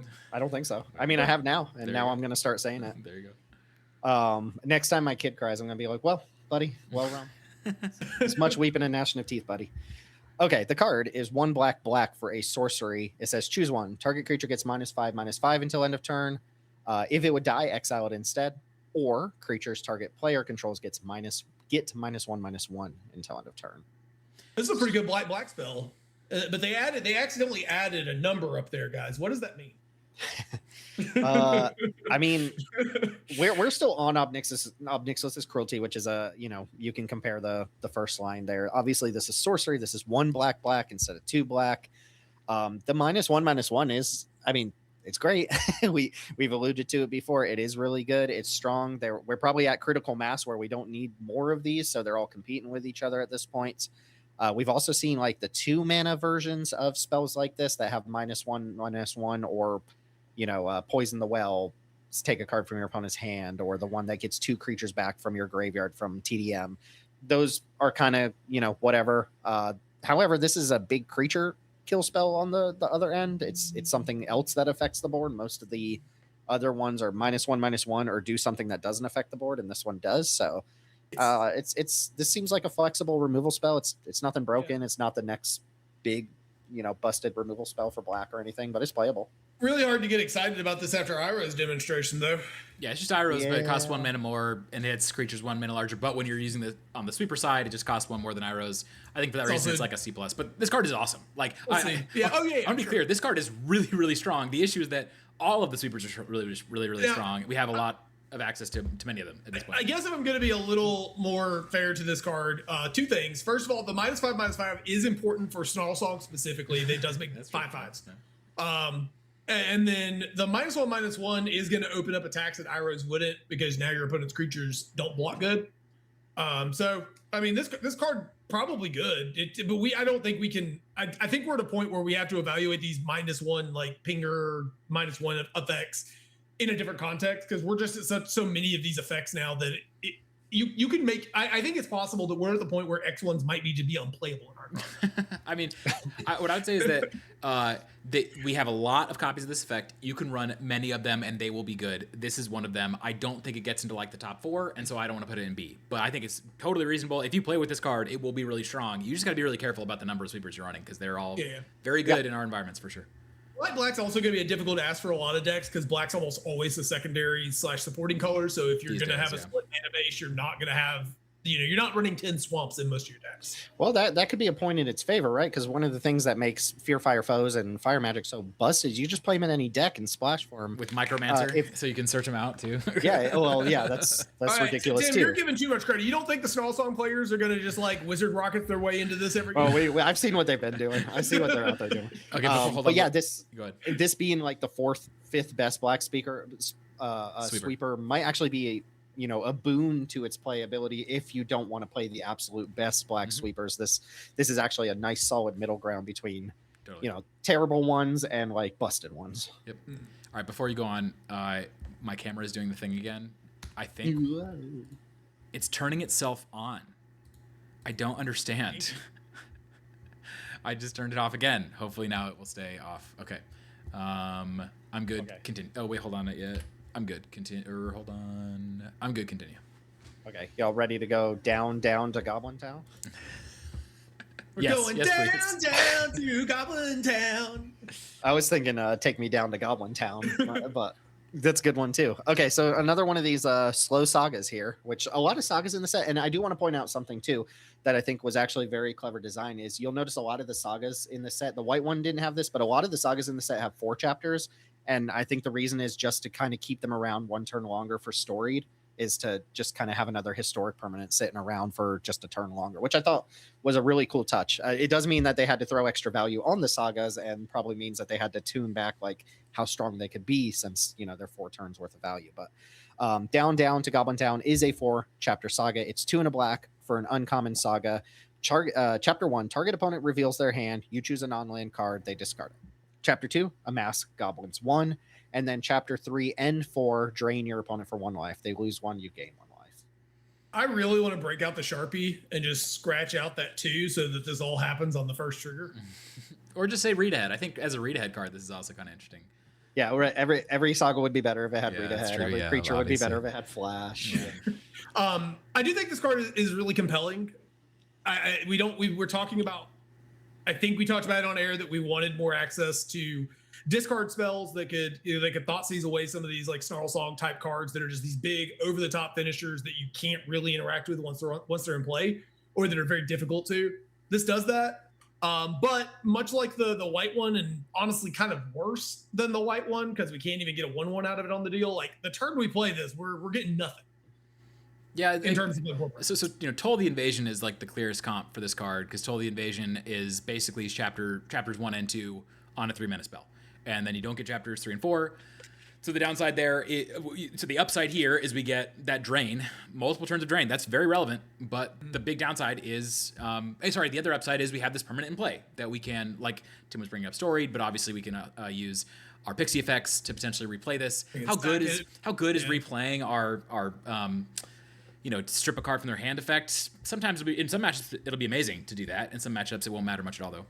I think I'm more interested ideally in bargaining this away on like chapter, after we've gotten like 3 chapters worth of value, playing our back for seconds or our candy grapple and sacking this to get some extra value. Also, one of the big downsides of Toll is you draw it later in the game where they don't have anything relevant in their hand and it's just a 3-mana 1/1, and this is like even worse in that scenario because it's 3-mana 1/1 you get to make next turn. But again, in that scenario the drain could come up. So personally, I think I'm definitely higher on this than Toll at the moment. Toll for me is like a C. It's a card you can play. I think this is like a C+. I think this is a reasonably compelling card that I don't feel the need to play this moment. But if I'm looking to get more discard in my cube, I think you could do worse than this one. Yeah, I'm at B- right now. I could see this one actually being closer to C+, just because there's so many matchups where all this together, like your opponent can just big fish over whatever you're doing here. The total package here is a 1/1 vampire spawn that thought seized your opponent, which would be good. I think if that was just a 3-drop, if you gave us that card, if it was just a 1/1 creature that was vampire spawn, like the thought seize, that would be incredible. It also gives you 2. That would be like an A or an S. It gives you 2 life gain triggers for your cat collectors and your any other cards that care about life gain. I don't know. Yeah, I mean, and that's the thing is I'm looking for the synergies here. I do wonder, like, sitting next to Qual and sitting next to Elspeth's Nightmare especially is kind of how I want these cards to be, is like give me the onboard value first and then get the card out of my opponent's hand. So it's got competition. I do think once you add any layer of synergy, any way to sacrifice the enchantment for value, pick it up, then like I'm really interested. So that to me pushes it a little bit closer to see like this is a slow card, compared to the white one. The white one eventually probably puts a decent amount of stats on board and just is like delayed by a turn. This one actually doesn't put a lot of stats on board at all, period, once it's all said and done. So okay, hear me out. I'm here. I'm listening. This gives us enough time that we can eventually nesting grounds and we'll just drain our opponent for 1 every single turn for the rest of the game. Sure. Yeah. Okay. I'm going to put my designer hat on for a second real quick. Just if I was designing this set, chapter 4 would definitely be go search your library for a card named Goblin Town and put it in your hand, because that's a land in the set. If we're going to go down to Goblin Town, I want my saga to end by me going to Goblin Town. I like it. Okay. But they didn't do that. They didn't get to take a trip to Value Town, which is apparently what Goblin Town is. They did give us some interesting lands for once. Some interesting Not for lands. us though. Not for us. Yep. Yeah. All right. We got another a mass card here, which cube considerations. It's Rage into the Valley. It's 2 and a black for a sorcery. Draw a card and lose a life. Amass goblins too. Yeah, Phyrexian Rager. Or a bigger, what was it, Mordor? What's the this one? This is a much easier synergize Phyrexian Rager in a lot of spaces, or a different, maybe not much easier. It's a different set of synergies, spellcasting. And this is actually like kind of good support for the Wombat deck that we recommend you not play. Yeah, I think the question is just, do you run this or do you run Mortar Muster? I don't think you run both, but I can definitely imagine a cube where, you care about spell slinging and you care about, +1/+1 counters. I think it's like C-. Oh, yeah. You need to care about I kind of forgot Mortar Muster exists. That card's 2 mana, right? It is 2 mana for 1/1. But I do, this is what I was saying before. I do think, especially the more amass you have in your environment, the more I want the larger amass numbers to give you the option of potentially having haste attacks and things. So yeah, I think you need to be synergizing with this card. So it's like a C-. It's fairly low power, but it's novel. We haven't seen this port specifically, exactly this.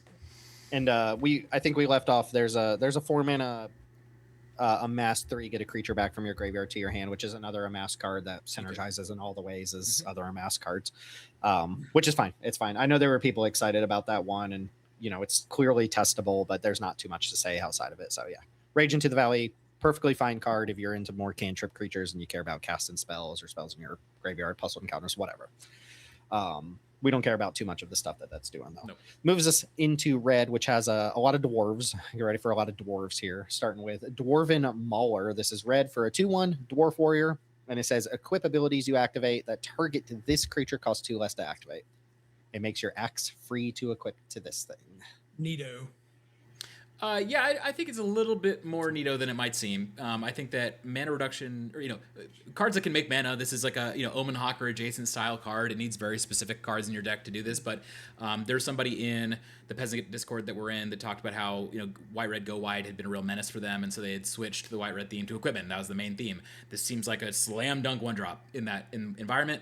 I don't think this is like super far off in my environment, because I think if you do have 5-6 equipment in your deck, this becomes a reasonable, aggressive 1-drop for my aggressive decks, not for my mid-range decks. I know that y'all hate the Savannah Alliance. I want this purely in an aggressive deck where I'm playing around with equipment. But there's multiple equipment we've gotten recently that have equip 2, that have value attached to them, like the one from the last set that deals 2 damage on ETB. That's a Menace Granter, and it equips for 2. So you can play this on turn 1.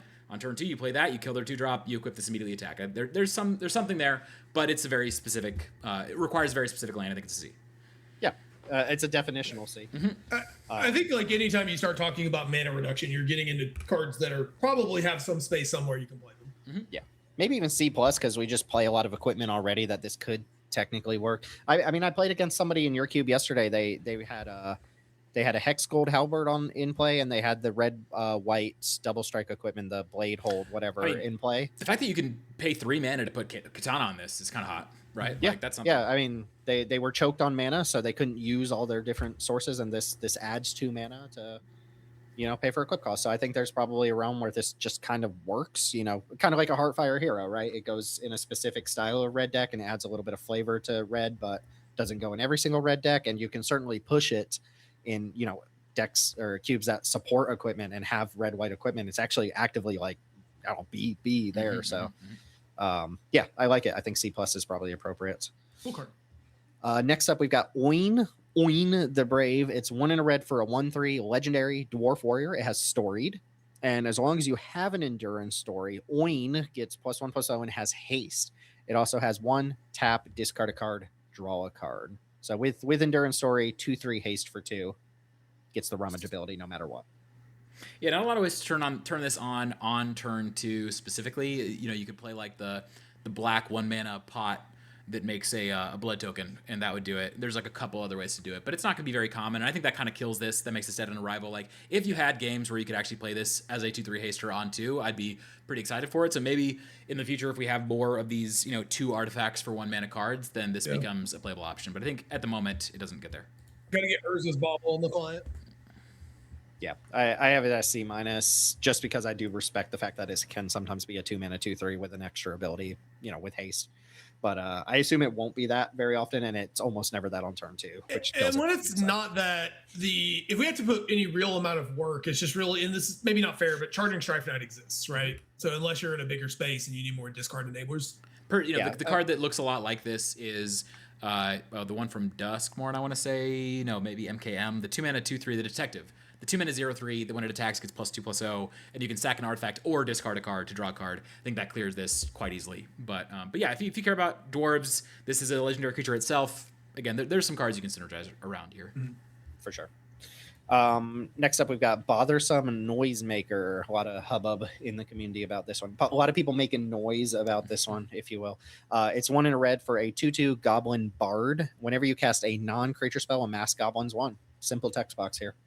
Yeah, this is awesome. This is like probably the best card in the set. If we've all got it at A. Yeah. This is great for 2 reasons that aren't. I mean, we've talked all the time about the 1 toughness thing. Biggest weakness of Young Pyromancer is your entire board gets cleared out the first time your opponent plays any of the -1/-1 or X1 damage sweepers. This doesn't, but more importantly, even, is that once you've gotten a few triggers on this amass, you've got a creature that gets out of fire magic range, which is like a really big deal for a lot of these more aggressively inclined decks. Working on non-creature means it works with all the good stuff in Peasant, with our living weapon equipment, or our Bard Batterfists and all that, which that was the biggest issue we ran into with Young Pyromancers. There were not a lot of decks that could actually use the card effectively. This card seems awesome. One card I'm really interested in with this card is Mindless Conscription, because you can potentially put huge creatures into play, and you can add a lot of haste damage potentially, or instant speed trick damage potentially with your draw twos. You get a 4/4. That's really good. You get a 4/4 on curve, and then like if you untap and you have a draw 2 at instant speed, you can in combat add 4 more stats to your card. So this card seems very cool for the reasons you said. I'm very excited to try it. Just the fact that it's a 2/2 itself is so huge. It doesn't get swept up by your Nightclubbers and everything itself, which TPI does, Young Pyromancer does. Yeah. I think the going tall here, the thing is, people have been. I've seen some chatter that the going tall is a weakness, and I think on this card specifically, it's actually a strength. Well, it's just counterplay. I like that there's more counterplay these days. Like this card gets blown out way harder versus blue because they have bounce, but it gets blown out way less hard versus a lot of the sweepers running around. So. Yeah, I mean, now one slight unfortunate thing is we mentioned white being on a generational run, and red is also kind of on a generational run, and like the best card in the set being a red card is maybe not what you want to see, especially somebody crunched the data, and red is like 3% better in the Jank Diver Cube over the last like 200 games than any other color. I'm not surprised. I've been saying for a while, I think red is the best color. It's just fire magic. Well, fire magic, but also, I mean, I keep ratings on all my cards. Choco Comet. Red just has the best stuff in every spot on the curve. It has the best stuff. No matter, it has card advantage now. It has sweepers. It has target removal. It has really aggressive, good creatures. It's just it's amazing. Yeah. Yeah. One thing to note about this is, I get where people are coming from with this being potentially worse than Young Pyromancer because it doesn't go wide. If you're doing it for the sacrifice lane, like you can still set up. I like that this is free fodder for your deadly disputes and stuff like that, right? It just replaces the 1/1 you sacked with another 1/1. So I like it in that vein as well, which is always something that's been compelling to me, and I know Chris as well, is using a red-black sacrifice lane that uses Young Pyromancer particularly well, and I think this has merit there as well, obviously. And then also, like, it's not hard at all for this to be 2 2/2s for 2 mana, right? Which is, we praised Guardian Project really highly for that, and the card performed pretty poorly, but that's because there was a real cost to getting the second 2/2 out of it. This doesn't have much of a cost other than play the game, and you're going to be casting so many non-creature spells, and two 2/2s for 2 mana seems like a baseline that you probably get half the time with this, and then sometimes you get a 4/4 and a 2/2, which is like White Tiger without having to pay the power up cost, right? Yeah, from a cube specific thing, one of the things that I really love about this card is that this is a kind of card that's going to play super well in the kind of decks I like to draft. It's entirely personal, but I really love to draft these like red mid-range game object, play a bunch of spells as object decks, and just gum up the board and be assertive. And this card just does all the things you want that style of deck to be doing. Well, one last thing to note here is that this is a way for you to be putting counters on your creatures kind of incidentally and at instant speed. We don't have a ton of really good engine cards right now in Peasant that reward you for doing that. Like Ant-Man is one that's not particularly good, but like we don't have a lot that very easily allow you to put counters on things, without using much mana. Well, what was that enchantment I talked about from ECL that was like do 2 damage to your opponent if you put a counter on your creature this turn? Oh yeah, Monstrous Rage synergy too. Ooh, that's true as well. Monstrous Rage, like just because you it deals damage. It makes your creature bigger from the amass trigger, Sure. and then the Monstrous Rage goes off and tramples for a bunch of teams. There we go. That's the synergy. Yeah. Synergy. It adds another damage to Monstrous Rage. Yeah. Synergy.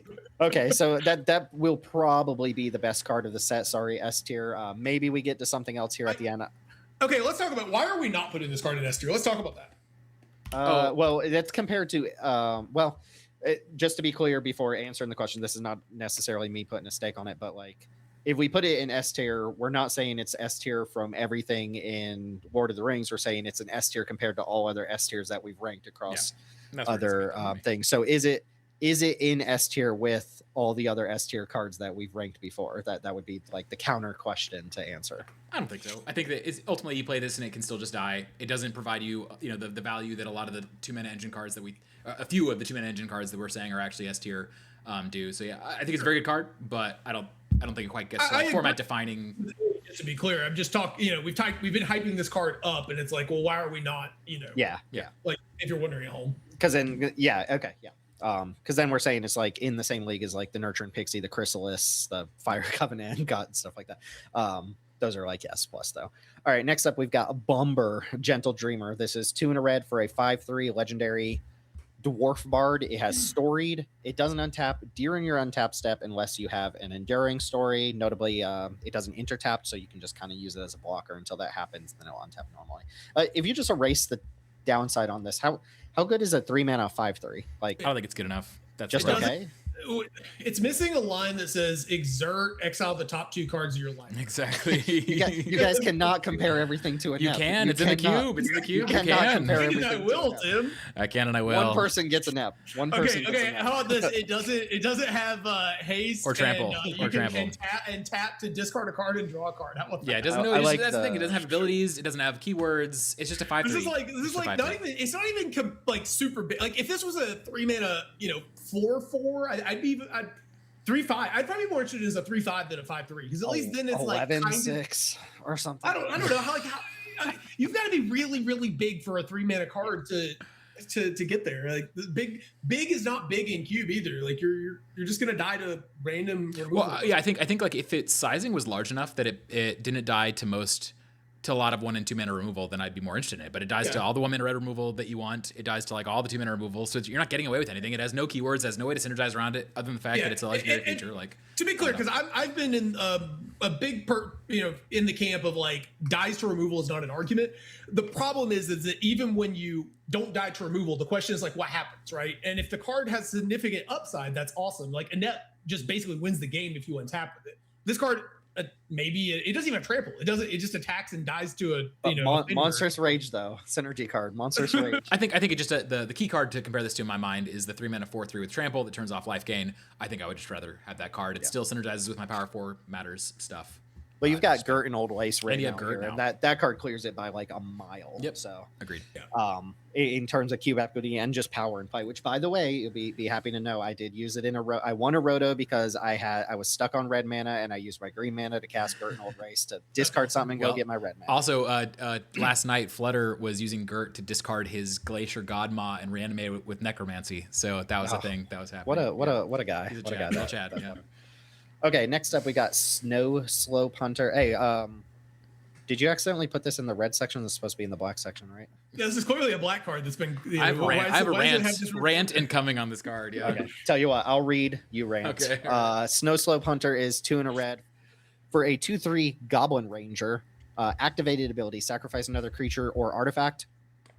Exile the top card of your library. You may play it until the end of your next turn. Activate only during your turn and only once each turn.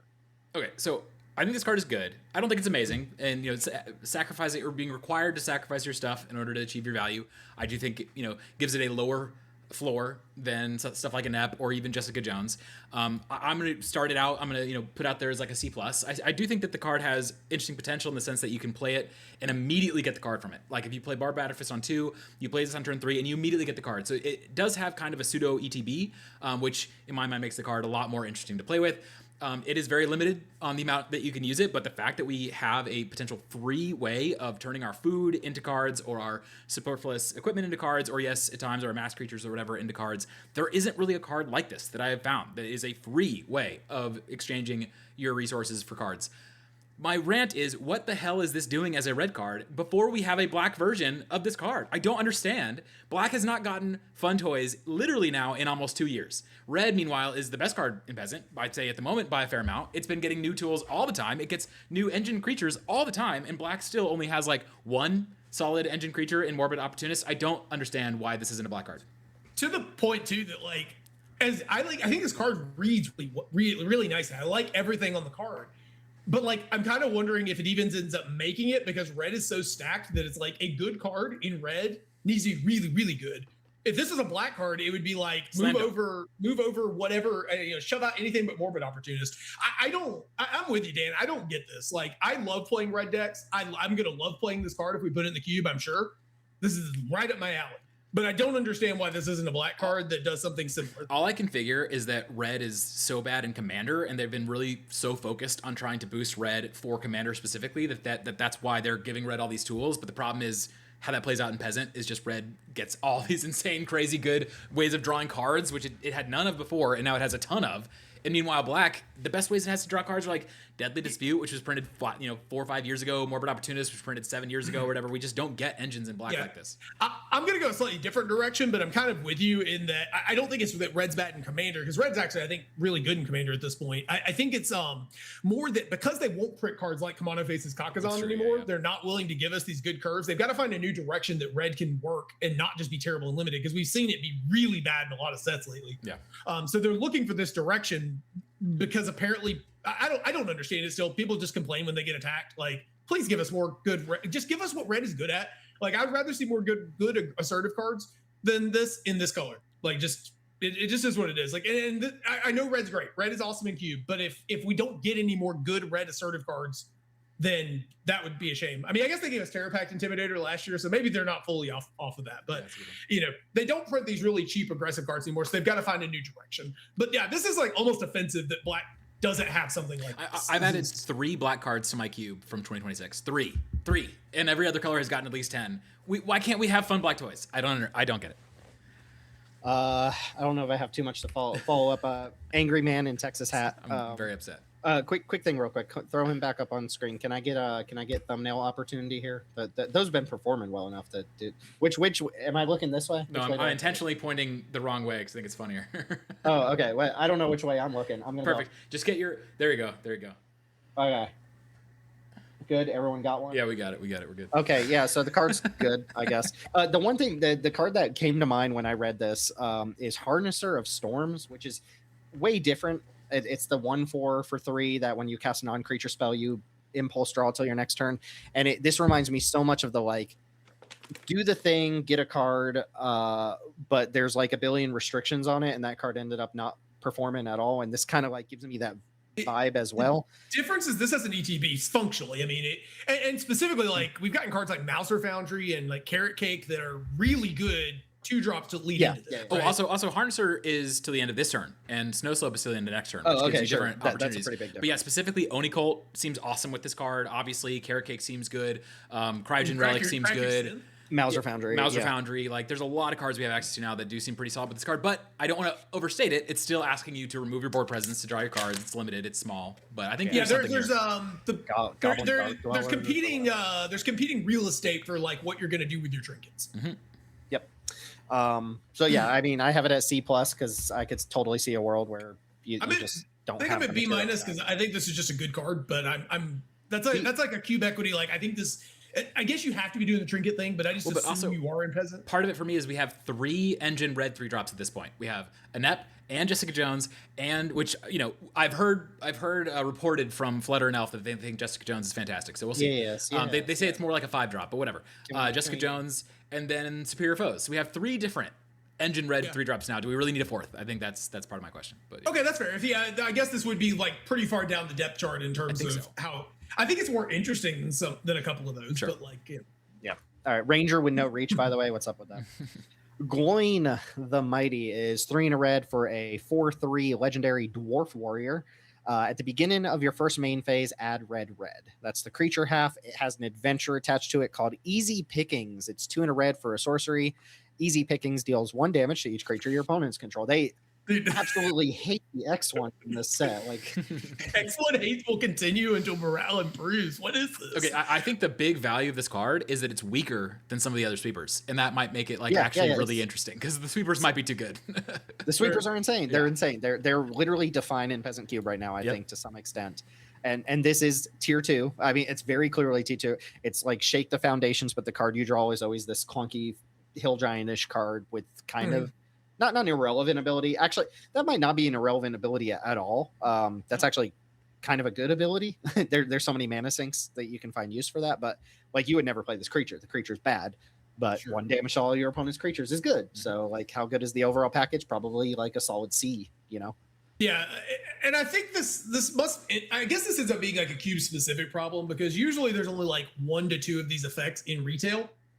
But if they put that in every single retail set and they're pushing them all the time, you know, it's like you have to start really considering just this is like, I guess we could have we've had a discussion around power maxing before, but this is like where when you're just putting in the best cards, like, you know, you do start running into issues of like, well, you know, this is like the 3rd one of these like effects that I put in.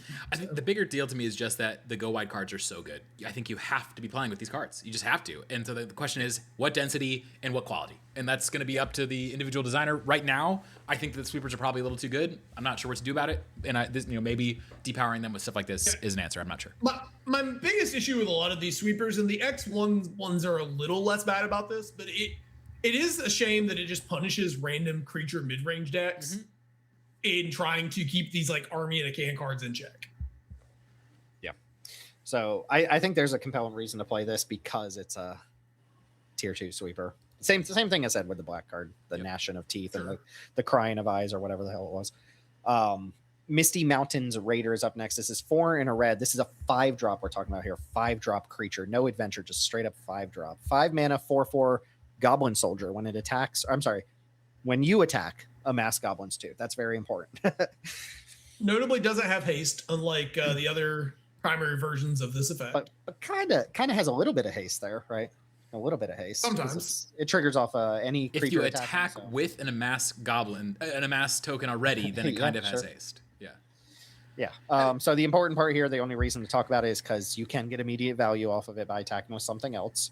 And if you untap it, if you untap with this, you get to attack with, you know, this or anything else 2 turns in a row. That's, you paid 5 mana for 2, 8 worth of stats. That's not nothing at all. That said, if you don't get the first attack in, you're probably not in a position to have this untap and attack with this. So you've got to be the aggressor, obviously, and it is a 5 mana 4/4. You know, you could get sniped before you even get to combat. There's things working in its favor and against it. And red specifically, I think, is the color that, like, being an expensive card is the biggest downside. Even, like, there's a lot of red decks where I would cut Aemir, for example, if I'm playing a sufficiently high number of impulse draws, just because a lot of red's card advantage is tied up in these timing-specific effects, and I want to be able to cast all my cards when I'm getting my card advantage. And that's not true of every single red deck. Like, but if you like a good source of your card advantage is, I'm playing Inept, I'm playing Synth, I'm playing, 3 or 4 versions of these impulse draws. I don't want a 5-drop in my deck. So being expensive red card is worse than being an expensive card. other color. And I don't think this is better than Amber. Yeah, there's Aemir and there's Razorhin Horde Caller. You're losing haste and you're getting a larger creature as the trade-off. I think haste is important enough that I would play this after those two. So it's like a C-. Still a good card, but I think it's. I do think it's pretty compelling to be able to make 2/4/4s with this by the time you attack with it. But. Could matter. Yep. Yeah. All right. Last red card here. Oh, I'm sorry, not last red card. We've got last red creature. This is Gandalf Spark Starter. Terrible name. 4 red for a 4/3 legendary avatar wizard with reach, and when he enters, he deals 3 damage divided as you choose among 1, 2, or 3 targets. What is with the X1 hate? Why do they hate the X1 so much? So it's 6 mana 4/3 reach with what magic missile or whatever you want to call that attached to it. I want to paint a picture for you guys. Okay, Gandalf sitting on this little grass throne. Just the fantasy version of what happens in game. Someone casts hop to it, so these 3 little rabbits show up, and Gandalf's just like pew pew pew. Gandalf got his gas. Well, honestly, I'm gonna let you guys talk about this for a second. Somebody makes 3 human citizens, and then Gandalf just comes along and he just like destroys them. I'm gonna let you guys talk about this for just a second. I got to go check on Kiddo. He's been calling my name for like. Okay, sure. Yeah, I mean, 4/3 is like kind of a hard sell. 6-drop. Also a hard sell. And the effect's good. But. I mean, I think this card is insane, other than the fact that it costs 6 mana and it's double red, so we're not really getting to play this in our green decks nearly as much. But yeah, I mean, as a top end, as a top end card in cubes that are okay playing 6 drops, I think this seems totally fine. I'm not hurting for 6 drops right now. So but I think you could do worse if you're willing to put a 6-drop creature in your deck. Magic Missile is a busted card. Get that attached to a creature that's gonna be really strong. So I mean, that to me is like something again like a C-. It's like it's a 6 mana card that I think is worth running as long as you're okay running 6 mana creatures. Yeah, I mean, it comes down and it's hard to imagine that against non-green decks, this doesn't just immediately stabilize you. Yeah, it's gonna be great. It's gonna be great. Yeah, S tier flavor. All right, this one got added. I haven't thought about this card too much. We've got Tidings of War. This is red for a sorcery that amasses goblins 1.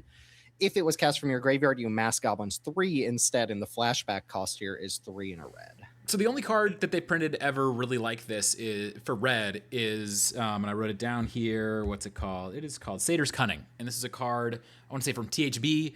It was 1 mana, make a 1/1, and then you could pay 3 and escape some stuff from your graveyard to cast this. So you could potentially cast it, but that's the key bit. It could not block. There's a huge difference between tokens that can't block and tokens that can block. So I see this card, I see like kind of a card that gets cast twice, so you can have your cast 2 synergies. It kind of makes a 3/3 and a 1/1 for one card. It kind of has graveyard synergies. It has spellslinger synergies. It has counter synergies. There's a lot of possible synergizing you can do with this card. You need to be doing that to make this worth it. But given the fact that there's so many words and so many ways to synergize, I think it gets to something like the C range. It's a novel effect in terms of a card I'm actually willing to put in my cube that I can cast multiple times to make bodies in red. We don't have a lot of cards like this. This is really It's cool. not great. This is another absolute heater if you're playing the Snapcaster Magi cards. Mm-hmm. That like you just play your Slick Shot Lockpicker on turn 4 and you make 5-6 worth of stats like for 4 mana. It's pretty good.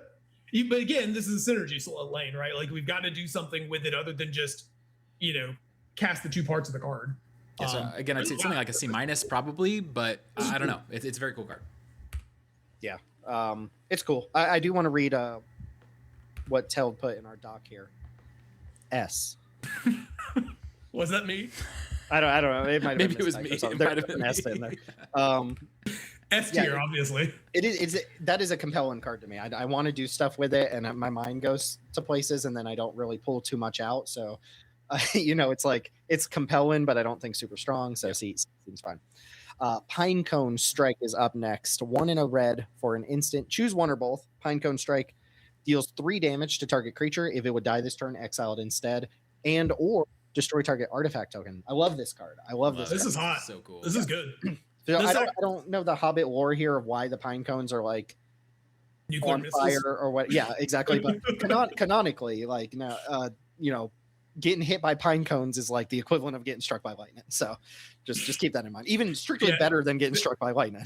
This is like like we talked about red generational run. This is a banger. This is like a braid is not quite there anymore, right? It's barely there. It's barely. Yeah, and like suplex was held back by being a sorcery.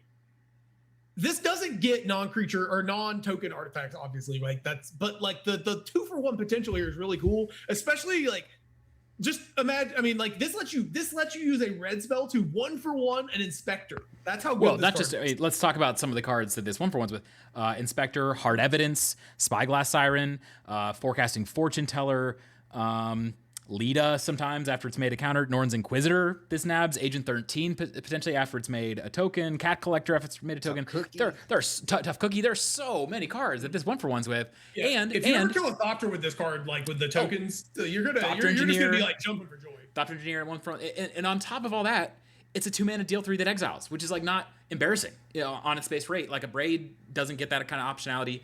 I think this card is really cool and really strong. I think that I don't know that this totally clears a Braid, but I'm going to play it over a Braid. I think it's a lot more interesting of a card for our environments. Yeah, this is. I'm actually. I mean, I knew this was coming. This had to happen because we've been pushing the creatures, so we have to push the removal now. But like, I'm almost a little shocked that this lets us get both. Like, even though I know that the token is residual value that other cards generate, this is like a red card that's like a 1.5 for 1. Or like, something like that. They play their Maverick Thopterus and we get to kill 2 of the 3. It's like a mini sweeper along with being all these other little things. It's so cool. This card's so good for a removal spell. What I love about this is that it's a 2-for-1 in some situations, but it's only ever a 2-for-1 against other cards that have already 2-for-1s, right? Yeah. So it's not broken. It's never broken. Unless you spent a whole card to get an artifact token or something, you get those for free, and this lets you pick them off for free. So it kind of fights back against all the token creation. I would love to see more stuff like this. Oh, yeah. This is exactly the type of 2-for-1 style removal I'm looking for, because you just can't print Doomblade draw a card. Mm-hmm. You just can't do that Yeah. without a restriction on it. And this kind of skirts that a little bit by giving you a 2-for-1 removal spell that doesn't just decimate your opponent's aggro start like a Boulder Dash or something, but does let you fight back against other 2-for-1 value cards. Putting it that way, Tim, because we were kind of talking about this thing, but when you actually put it as this is a 2-for-1 that only works against cards that 2-for-1, that's a really elegant design. I will give the design team credit that's a clever design. If you're still a little bit unsure, it's a few more. Tough Cookie we said already, but Galactic Wayfarer, Jewel Thief, Blood Tithe Harvester, Gleaming Gear Drake, Third Path Iconoclast after it's made a token, Vine Reap Mentor, Greta. Like there's so many cards that this deals with. Really sometimes like you're gonna play this right, and like you can target their token, and you don't necessarily, they might just use it, right? Like if they have 2 mana open, you target their clue, they might just use it. But it is important to note that does like tie up their mana once they commit to do that. So sometimes you can. You would always just target their treasure or target their clue just cause. Prosper Sinkeeper. Because a lot of times they're using those cards though. Like they'll use you like hold up your quench and your clue, and it's like if I get to the end of your turn, I'm gonna quench you. But now I Pinecone Strike your clue. You have to cash in your clue, and now I can resolve my 2 or my 3 drop, and it doesn't get quenched or whatever. And the removal exiles too. And the removal like they didn't have to make that do that. Is this like trending A-? I think I'm fine saying B+. This is like B+. I don't think I can go any higher on like what's still functionally just a removal spell. Well, I want to see it really, again. really the fact that it can sometimes be a mini sweeper, that's what has me maybe thinking it could get to A. Let's see. I think I can imagine moving it up over time and it being like the premium 2-mana removal spell in red. Sure. We don't play with like golems and stuff, but if you're ever playing in the environments that make like 3/3 and 4/4 tokens and stuff, snipes those off too. Yeah, sure. Okay, sweet card. Very excited to talk about that one, and then we move into Ragged Short Spear. It's a sweet card Ragged too. Short Spear. It's cool. It's cool. It's just not as exciting as Pinecone Strike. I mean, look at the art too. It's the Powerpuff Girls like beating up a wolf. It's awesome. It's very cool. It's very cool. Ragged Short Spear is 1 in a red for an equipment. When it enters, you may discard a card. If you do, draw 2 cards. Equip costs 3. Equip creature gets +2/+0. So you got one of your many tormented voices attached to an artifact. This time it's an equipment instead of the extra text on Melded Moxite or the kind of fake craft text on like Saheeli's Lattice or whatever. Yeah. It's like definitional C to me. It's like you got to care about the equipment. There's a Teld mentioned in the document. There's ways to search out equipment out of your deck with stuff like Sunspider that can matter. But I personally, at the moment, still think I prefer Moxite. I think that the ability on Moxite is a little stronger, and it can kind of send itself to the graveyard, which can matter for things. But I can definitely imagine playing this card. Moxite seems a little more reliable at getting us like a 2-for-1, but this, I do like this, but I do think again we kind of pushed the equip cost a little too much, which seems to be a common thing here. I think we could have made this cost 2, and I would have been more, a lot more excited about it. Agreed. To the listener, if you're interested in seeing a Torment and Voice Thrill possibility tier list, let us know, because we could certainly do it. There's a lot of them there. They're all C's. Burn, Pursue the Burn, past. Pursue the Tree, and past. Fern. That one's an A. Yeah, I guess I almost don't even think about it's that not one really- as it's not it's just really- like in a that's true. completely different Yeah, category. yeah. Another saga here. Burn, Burn, Tree, and Fern is 3 in a red for an uncommon saga. Chapter 1 deals 6 damage to target creature an opponent controls. Chapter 2, destroy an artifact an opponent controls. Chapter 3 and 4 add red mana to your mana pool. So Why did I say that? Why did I say red just, mana pool? does Red just get like all the good removal spells now? It's like Red just gets all the best cards. Like, so this Like, actually, this is the card with the most contention, I think, on the whole list for us as of right now. I think. DC and B minus. Yep, DCB minus. yeah, Dan, I haven't updated mine. I've been meaning to update mine. I Okay. did not update my. I'm All coming closer to you. I'm at like C plus, maybe trending B minus. I think I'm- this card's good. I think I'm trending B. I think this card is really, really strong. I think that the fact that you have, again, the 2-for-1 potential, the fact that deals 6 deals with almost every single creature in Cube. The only exceptions are like Godma and the 6/7 in green that I never remember the name of. Really important to mention too, and I know like obviously every saga interacts favorably with pixies and blink creatures, but I want to mention this card specifically because the best parts of the card happen and then gives you a window to pick it up and get more value out of it. A lot of times these cards, like you get part of the value and then there's this like weak middle chapter, but we just get both the best chapters of this card up front and then it sits around for us to blink and rebuy. And it's not like adding mana is bad. Like last night, there was almost no game I was playing last night where I wouldn't have taken just a little extra mana floating around, where I wasn't constrained on what I was able to do by my mana. 4 mana sorcery speed. We've talked about this before. That is, that right there is the line where I need a lot more out of my removal than just removal spell. I think this gives you a lot more. And the other thing I did is last night I went back. I was playing with the Cave of Two Lovers from TLA in my red-white deck in Y'all's Cube yesterday, and I was like, okay, that similar, not really similar cards, but they're 4 mana sorcery speed sagas that give you some value over time. And I was just replacing in my mind when I was drawing Cave, I was replacing it with this, and it was always great. It was just always really, really good. So I also would rate Cave as somewhere around a B at this point. I think I've been really impressed with the value that card generates. I think this is similar. I think this card is really good. I'll come up to B minus. I think this card seems quite good. Sure. I don't know if I want to go in the B range for a 4 mana removal spell.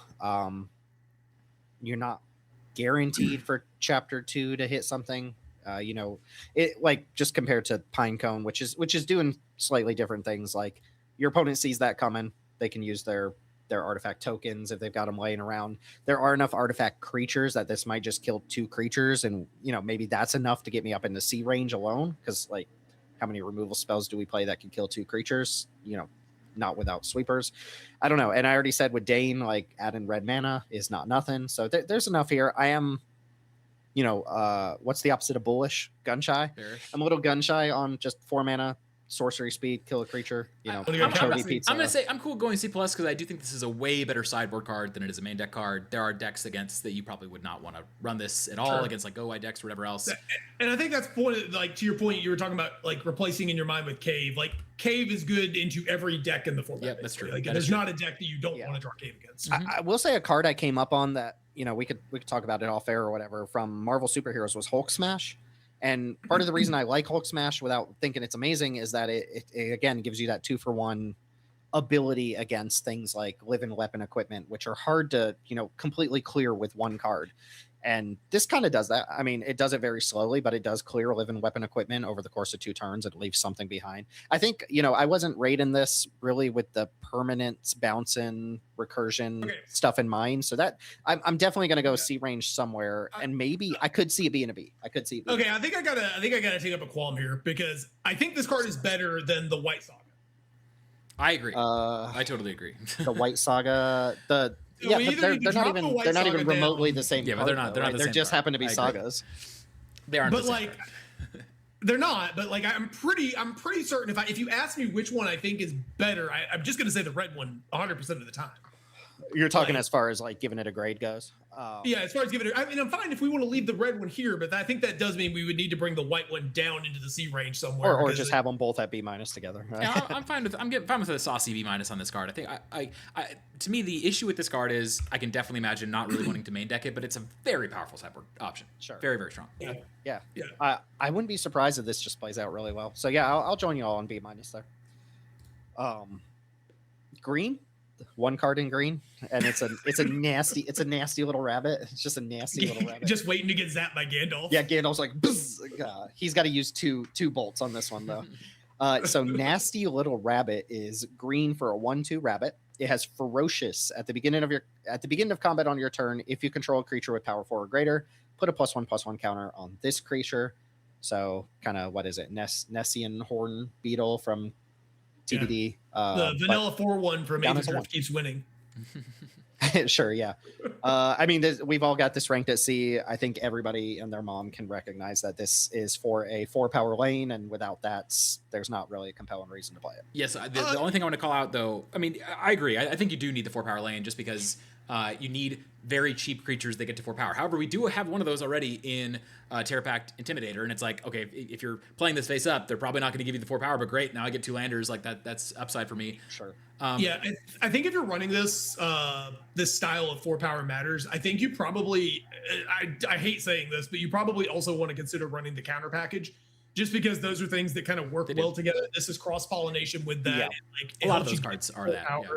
So like, there's a lot of crossover with those. So like, if you're thinking about running one of those 2 lanes, the other one makes a lot of sense to kind of run. Yeah, the thing I really want to call out here is just that, yes, while it is true, we talk about this all the time, that, you know, this is a narrow lane that we don't think is, you know, an area that we really want to support that much for Cube. However, when you get new, really efficient enablers and payoffs, which we've been getting for the last couple of sets, I do think you have to keep monitoring that. We have the Ace Pilot from the last set, which is the 1-mana card that can be a 4/1 outside of combat. We've got the 2-mana creature, not Brawn, but the other one, Goliath or whatever, that it seems like a pretty good payoff for 4 mana matters. So I'm earmarking this because this is a powerful card. Like a 1/2 is way different than a 1/1 that grows like this. We have a number of these cards that can somehow add a counter to themselves over time. The fact that this does it before combat without you having to spend mana potentially, and it starts as a 1/2 does mean I think this is a very interesting enabler, or I guess payoff that turns. Oh, this is the thing. It turns into its own enabler.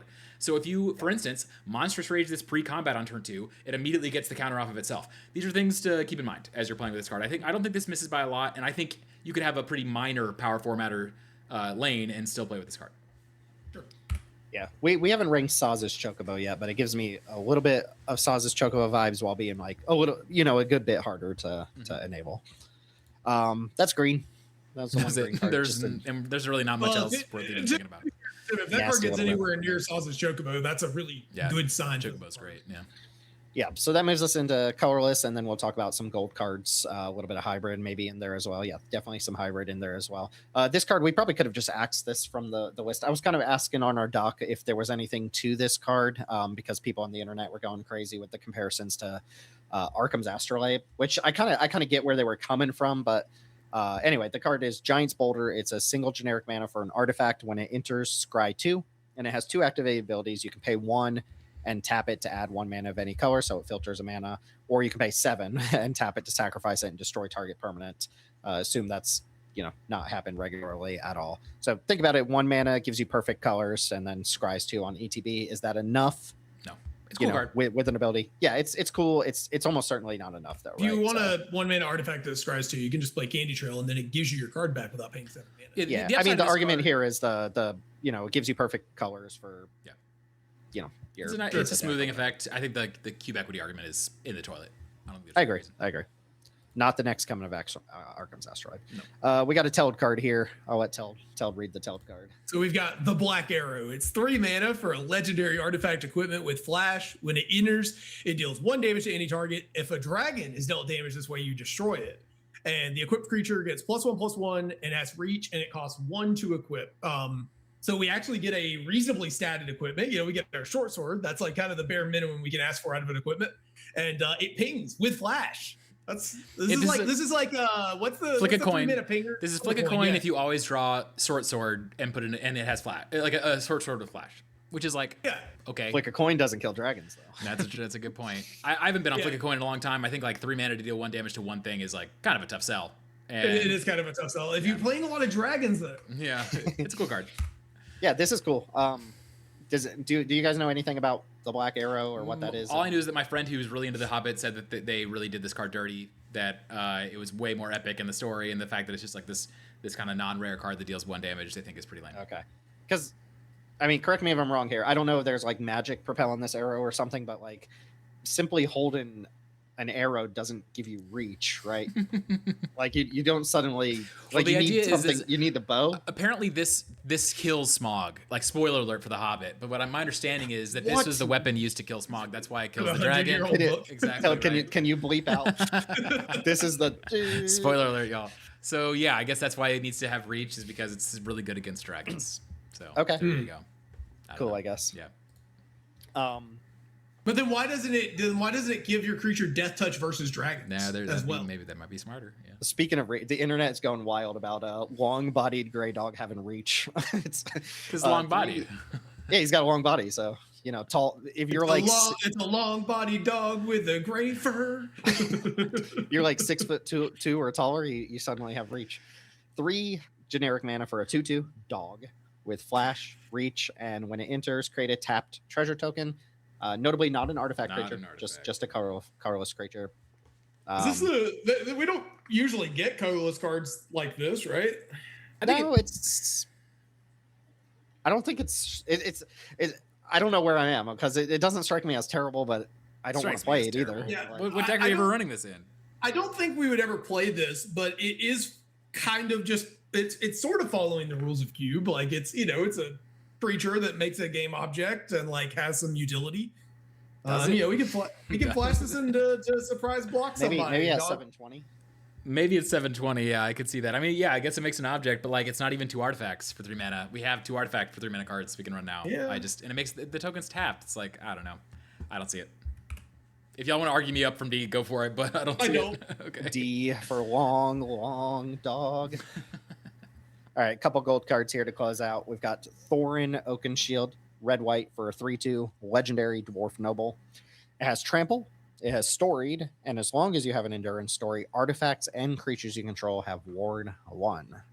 This is gonna smash people in limited for what it's worth. Oh, yeah. You're gonna go. There's a 3-drop legendary creature that makes a treasure on turn 3. You're just gonna go this into that on turn 3, and you're gonna have your endurance story and it's a small set that's gonna happen all the time. Weird. Yeah, this card seems quite good. This is basically it's a banner. What are those cards called? The cards that have to be targeted first. Banner, flag bearers. Flag bearer. It's a flag bearer. It's a flag bearer ward 1 flag bearer thing. Because if they have removal, I guess but it's not even as good as that. Because it's not like they have to target this first. They still could target something else. They just aren't required to. This doesn't make objects.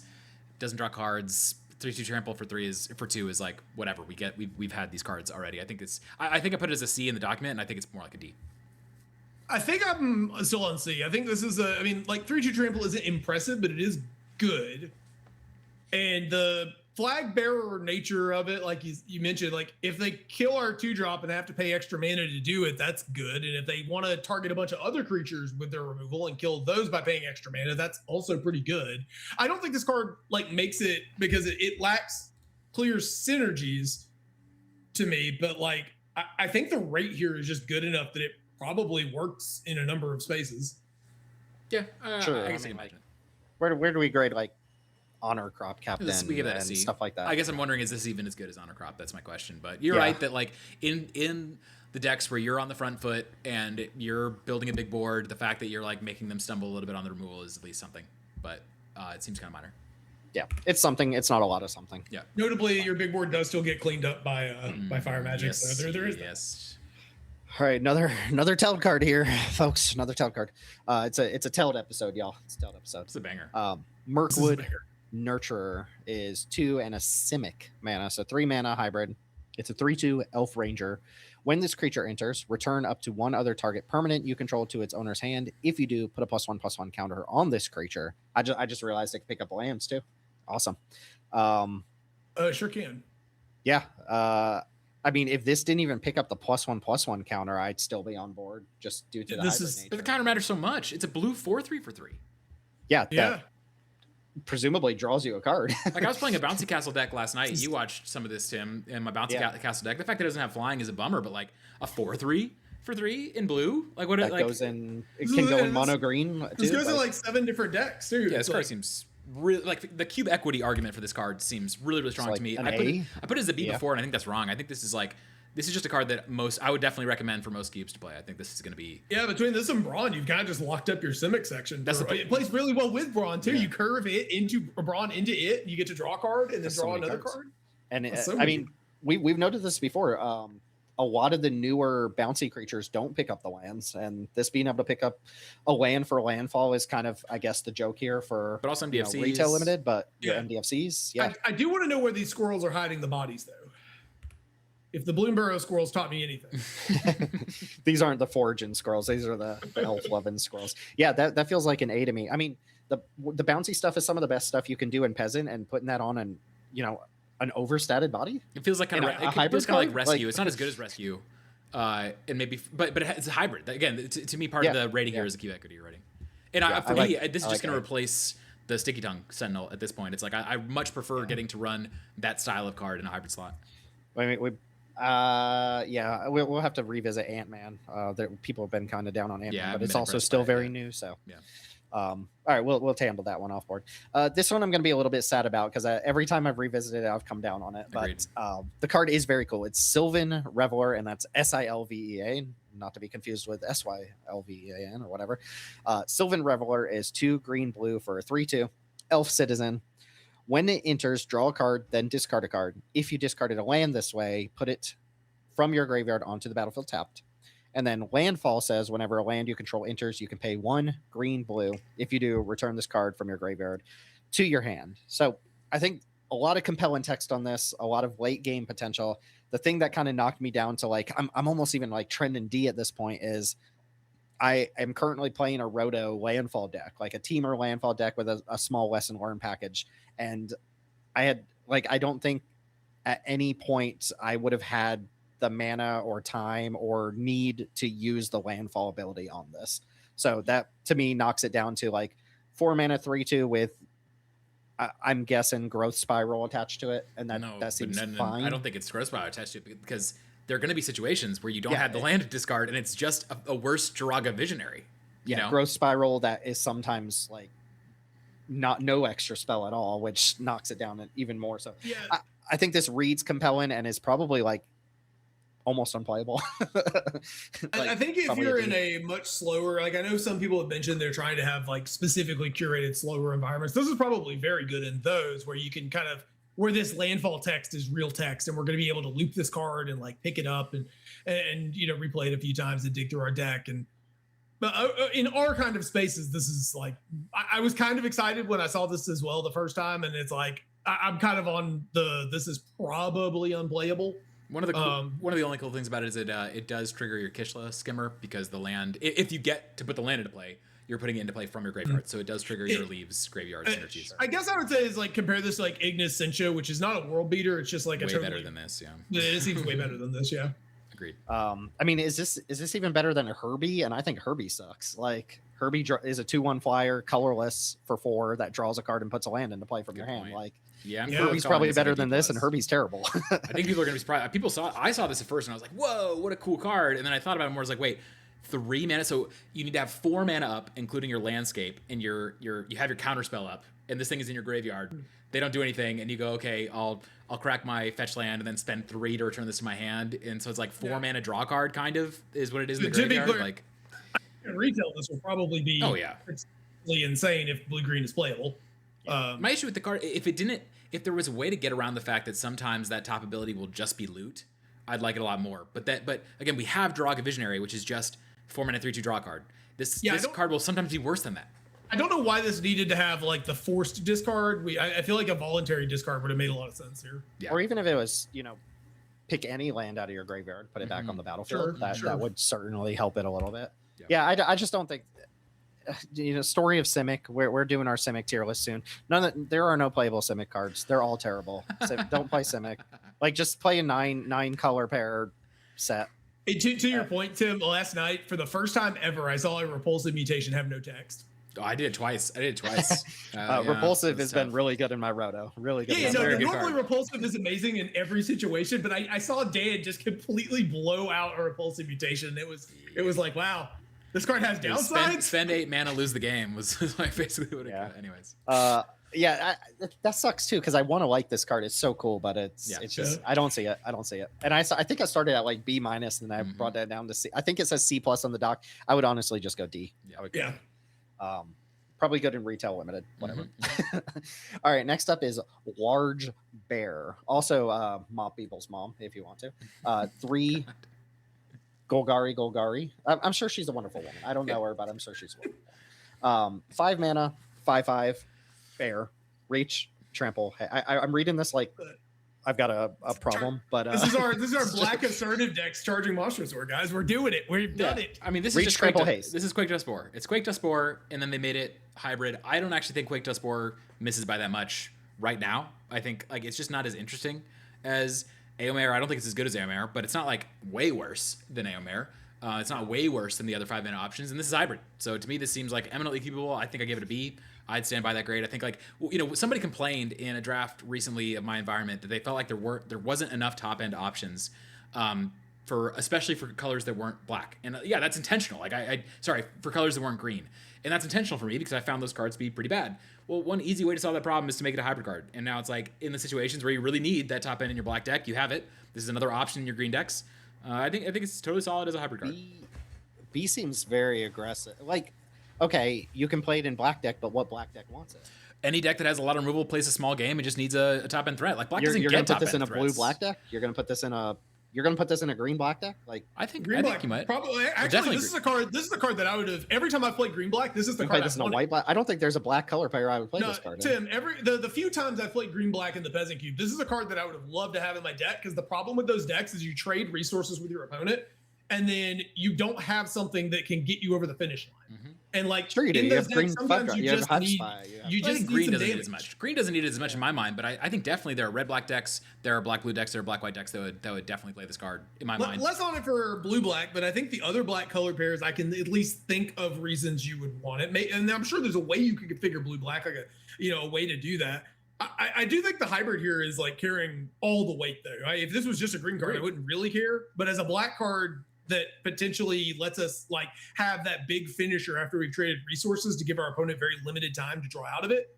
That's kind of what the black deck wants after you've disrupted them. My feeling is that Quake Dust is like a C+. It's a card that just misses. It doesn't miss by a lot. Make it hybrid. I'm very interested in it. I think this is a low B, but I'll go B. I mean, yeah, if you guys are both on B, so B. I just don't like.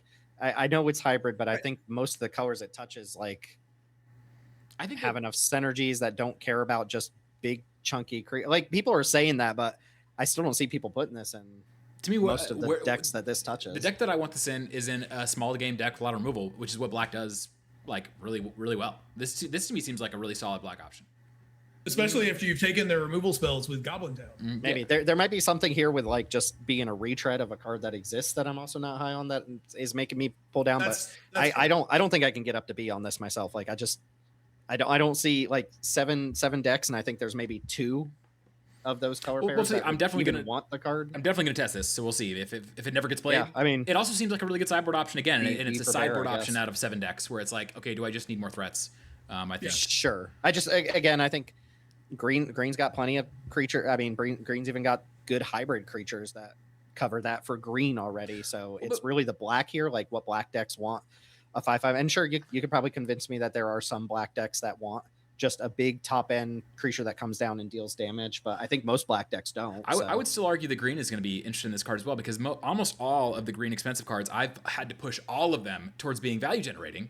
And the fact that I can spend a hybrid slot on this one card that could get played in a lot of decks where I'm saying like, okay, can I fit a little bit of just aggression, really good curve topper for an aggro deck that can get played in a lot of decks in my hybrid slot? To me, that's compelling. But we'll find out. We'll find out. And I mean, again though, it's like, why did you push all those green 5 drops to be value generating? For good reason. For a reason, yeah. presumably. So I wouldn't. That's what I'm saying. I wouldn't use a non-hybrid / colorless slot on this effect, but getting to put it on a slot like that to me is yeah. I mean, the card's fine. I could get up to C. You guys are both on B. Let's put it at B-, but I'll have to be proven on this. I'm not a Quake Dust Boar fan myself, so like obviously shifting it to a different color doesn't do too much for me. But there's some cube equity reasons to play this. I like that it can kind of take the place of Quake Dust Boar even in red-green decks. That's what I'm taking. You don't have to use the red. I still think this gets played in some red-green decks for sure. It's just not. I don't want to have to play Quake Dust Boar in my cube. for those decks, but this is an easier card to play. Sure. Or to put Yeah, in. 452, a little bit more. Yeah. Win. 540. Yeah. 720. Yeah. 900. 900? Yeah, I think it's 900. Yeah. Okay, Bard the Bowman is up next. This is 1 blue, 1 white blue for a 1/3 legendary human archer. It has reach because he has a bow.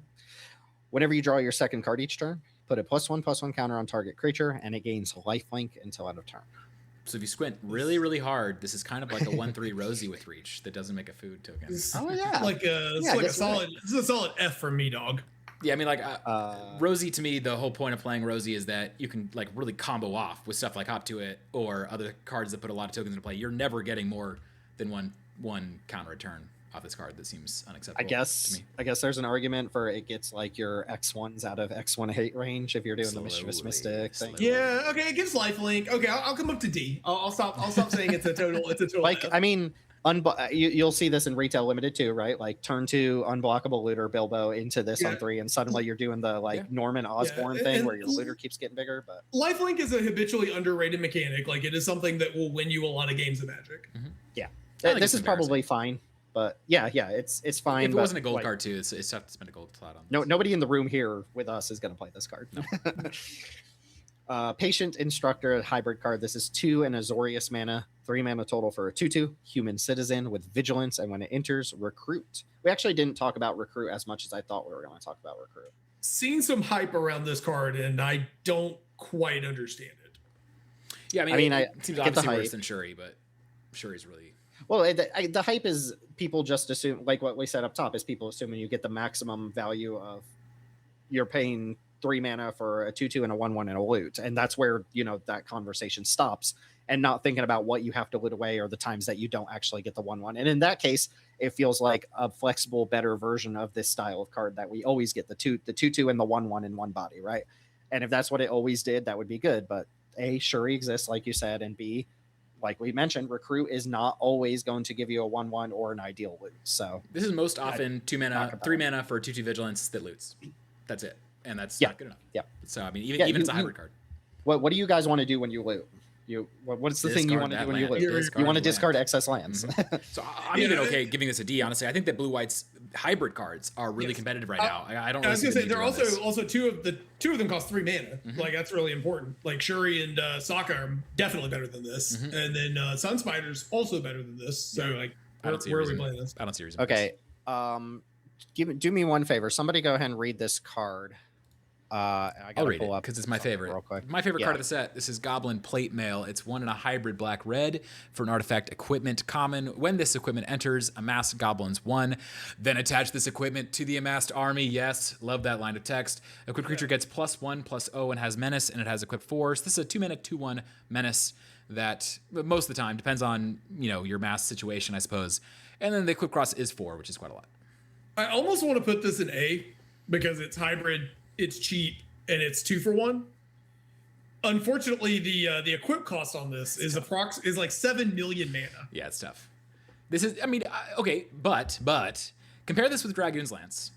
You're getting +1/+0 and menace instead of +1/+0 and flying. Yes, flying is better, but is it like so much better that this isn't like? I think this is kind of approaching A. It's better. This is like borderline A. Yeah, I can get behind that. Like the problem is like when you actually do equip Dragoon's Lance, flying usually is unblockable. Yeah, I agree. Whereas this won't be. It's not as good as flying.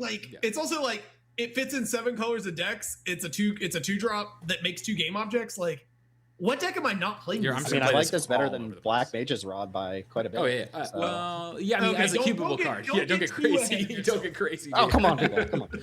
I think as a cube equity card, Black Mage's Rod does like 7 damage every game. Exactly. It does not. What are you talking? Show me the proof. Where is the proof? As a cube equity card, I definitely like it more than Black Mage's Rod. Yeah. As a cube equity card, this is like I actually, you know what? For cube equity reasons, I think I'm willing to come up to A- on this, like very bottom. Tim, would you have a conniption if we did that? No, I like this card quite a bit. Then let's do it. Wait, what is that supposed to mean? You hate glimmer lights. You hate all the. This attacks. This is a creature that attacks, Tim. This replaces glimmer light, y'all. If you're still playing glimmer light, don't play it anymore. Do play it. Don't listen to him. Do not listen to him. He is speaking lies. I would have played this in my deck last night for what it's worth. I did want to read real quick. Teld posted this card in our chat when it was spoiled, and then Danelius responded. A couple minutes, let's see, 145. 13 minutes later, my God, read this while driving and caused a 36 car pileup. I did. I saw it. I was coming back from PT. I read this in the car. Just on the phone. And I was like, oh my God, they did it. They did it. I couldn't believe it. Oh man, it's incredible. Yeah. It's amazing. This is a banger. For sure. I mean, but somebody posted in the Peasant Discord that we're in how Magic the hybriding or something like that at this point. And look, I'm here for it. I love it. I think it makes Cube way better and way more interesting. But we're getting so many very hot hybrid cards now. It's awesome. I agree, and that's what I was going to ask about this. At what point can we stop? At what point do we stop giving bonus points for hybrid cards? We don't. Never. We don't. They go in 7 decks, Tim. Yeah, but then they start competing with the other hybrid cards. You do have to rate against other hybrids. You just make your hybrid section bigger so that there's more competition for your draft. No, I'm saying like the same way you compare mono white cards to mono white card, like like we do in every tier list. At some point, well, no, you just the hybrid cards compare to one another. You poach the mono white card that gets ousted by the new Orzhov card. I mean, so yeah. To your point, Tim, it's like you got to be thinking about what density of hybrid cards you want in your environment, and then once you set that level, then you got to compare hybrid cards against each other. I think that for me, this gets to now the third best, or in the top 3 Rakdos hybrid cards. There's Bullseye, which has performed way better than I thought it would. That card's been really strong. There's Callous Sellsword, which I also think is very good, and then there's Angrath, which I think is pretty good. I think this one clears Angrath though, just as a 2-mana play. They have.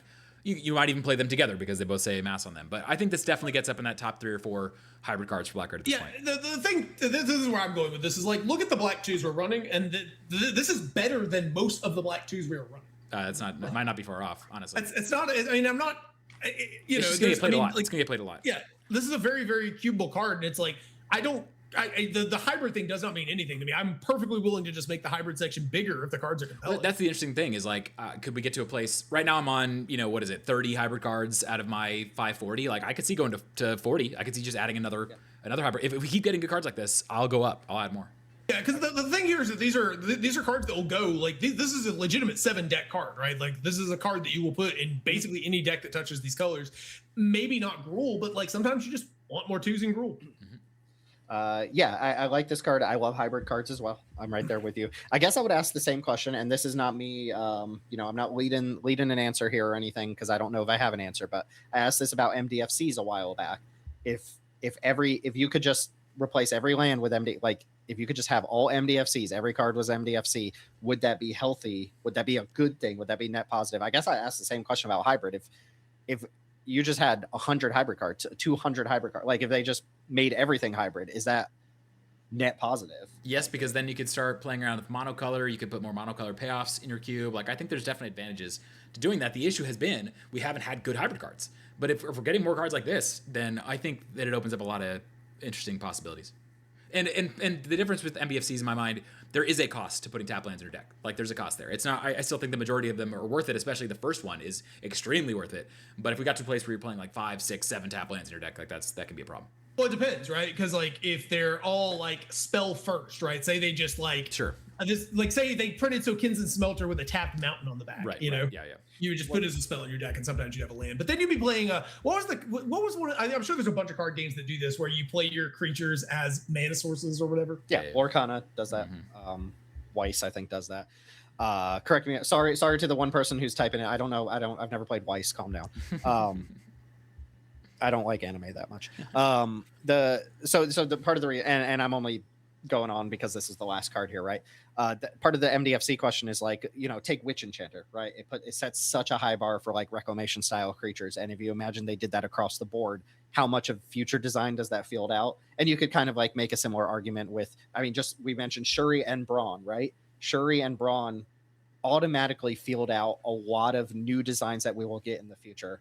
So I'm wondering, like, is there a point at which hybrid gets pushed like too much and suddenly we're not getting interesting cards from new sets because the hybrid cards are covering what a lot of the monocolor I cards don't do. I don't think so, Tim, because if you remember a few years ago, there was a set that completely upended the entire landscape of What's it called? What's it called? It was a set about exploring new horizons in a the modern like world. in a modern sense. Yeah. Okay. Yeah. And that that set completely upended Peasant, and we still get new cards that explore new territory and occasionally power creep out cards from Modern Horizons. Those MDFCs like, were very rarely though. I will say that very rarely, the year of Modern Horizons, that's 2024. I have like 150 cards in my 540 that are from that year. Last year we only got 100. So far this year we're on track for fewer than 100. I think that year will definitely have a long impact. My point is there's still space to be designed even after that. Like the most set we'd ever seen. I guess what I would say is that I would rather than power creep like this, where the power creep is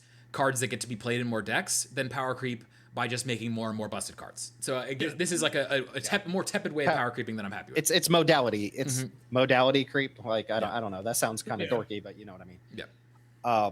Okay, so I did say that was the last card. That's actually not true. There is a cycle of lands. We've been asking set after set after set for unique and interesting lands, and they finally delivered. Monkey Paw Curls. Yep, the huge monkey paw situation, because they gave us these 2-color lands with abilities that sacrifice to put counters on creatures, but they're only for specific types of creatures. So like the red one, white one only puts counters on dwarves. The also, goblin it town only puts counters on one on creature. So it's like you're spending 5 mana and sacrificing your land to put a counter on 2 counters on one creature. Yeah, I mean they're fine effects for the creature types, sure. but not what we wanted. Not what we wanted. And also there's also Hobbit Hole, which is technically strictly better than Evolving Wilds or Terramorphic Expanse, but I have like a limitation on the number of times I can say Hobbit Hole without getting future demonetization if that ever happens. So I'm gonna leave it at that. Like it's technically strictly better, but in a way that doesn't actually matter. So well, you can tutor your Rosie Cotton or Frodo Baggins, Tim. Yeah, on turn 4 you can spend turn 4 finding So one thing that's interesting about the set, disregarding hybrid, and then disregarding the pile of kind of like speculative synergy options or like slightly worse than best in class that we got, the best 2 cards in the set are very clearly red to me, which is funny because I think that red is, as of right now, very clearly the best color in Peasant, and it's just getting more. We just get richer. And previously we were saying white was on a generational run and the rich was getting richer there. I think that ultimately white just gets held down as a color by all the sweepers. It is red. Red is on top of the mountain right now, I think, by a good amount, and it's just more in that direction in the set. Yeah, I think so. I think white in like a vacuum is still the most powerful color. It's got like the deepest roster of effects and like broken cards. But yeah, it is really cannot be overstated how much those sweepers just like put the best cards in white into a trash can. And white doesn't get any sweepers, so it doesn't get to play in that same way. Yep, red and white are the 2 best colors, but red has answers to white, so it clearly trumps it. But yeah, I mean, there's there's a couple must play cards here, like just a handful, and then a lot of stuff that. I mean, all of those Bs below Pinecone Strike, I could see being below that B at some point. Sure. Those are all speculative Bs for sure. I would say the must-play cards are like the 2 As and Pinecone Strike, and that's kind of it. In terms of things that I'm going to test, I'm definitely testing everything in A. I'm going to test Pinecone Strike and probably Large Bear, maybe on these 2 other sagas. And then I'd like to test the Snow Slope Hunter, because I think it is an interesting option. I want to see how that plays. That's probably it. This is going to be a fairly light impact set for me. Yeah, interested in everything, for the most part, everything above Snow Slope Hunter and above. I've got some level of interest in, except for, what is that, the 2-1? Is that the 2-1? I'm not really interested in the 2-1. Yeah. Shocking. Shocked. Yeah, I'm interested in a lot of the Amass stuff and seeing if that makes Amass play. Any of the older Amass cards suddenly like take on new meaning with new Amass cards. You mentioned Mindless Conscription, I think is the kind of cool synergies I'm looking for there. But yeah, not too much to advocate for this set, but a lot of interesting and cool designs for a small set. Compared to TMNT, this wasn't like a trinket set the same way. We thought that when we saw the mechanics and they spoiled Recruit, but the Recruit cards are very middling. Well, and they spoiled this guy, and I thought we'd have a lot more axes in the set, but we really don't, unfortunately. No, not quite. Yeah, they kind of baited us. There was a lot of early, like, oh man, this is going to be a very trinkety peasant style set, and it ended up being okay. Like, there's obviously a few cards here that really play well well in the space. I think the really interesting thing, my last word on this, is that they're printing a lot. There were so many sets that came out this year. There's so many of these small sets that are coming out this year where they're clearly not putting the same degree of effort into them as they would a larger set. But in general, the templatization of Modern Limited means that we're getting tons and tons of cards that are just tweaks on other cards that we've seen. And the question is that does the tweak that we're getting make it more interesting or a little less interesting? In this set, I think most of the tweaks are slightly less interesting than cards we already have. But there is interesting stuff to build around here. There's plenty of fodder in the C section that I think you could run in Cube, and it would be interesting. All right, so that's the Hobbits. What do we have left to look forward to this year? We got Reality Fracture and Star Trek, baby. So 2 big sets to close out the year. This is our last small set of the year, but just enough to pick up and talk about and be interested in. And as always, love having discussions about the stuff here. I know a couple people in the Janked Every Game in Discord posted like their kind of overall pick of the stuff they thought was testable at the very least here. Someone put the 7 mana Smog that has the 5 mana removal spell on it. I was like, I don't know about that one, but the rest of the stuff, there's some more interesting cards we could have talked about here that ultimately like would have been D's for everybody. So interesting stuff. A little look into the Hobbit, and feels good. I mean, this is a Universes Beyond set that I don't have to like feel bad about liking the cards and don't have to go to bat for it as hard, which I always appreciate. So any final thoughts here? I know Daniel, you kind of put a bow on it. Teld, any final thoughts you like in this set? Feel good as a UB set? Yeah, I mean, for a UB set, it feels good. This set for me kind of just came and went though. Like there wasn't quite the level of, it felt like just nothing really ever hit the same way in terms. Like usually at least once a set, I get one that like turns my head. I guess maybe the non-creature guy, the Goblin Pyromancer or the Pyromancer guy did, I guess. But other than that one card, there wasn't really anything that I was just like, wow, I'm really, this is a crazy card that they printed in this set.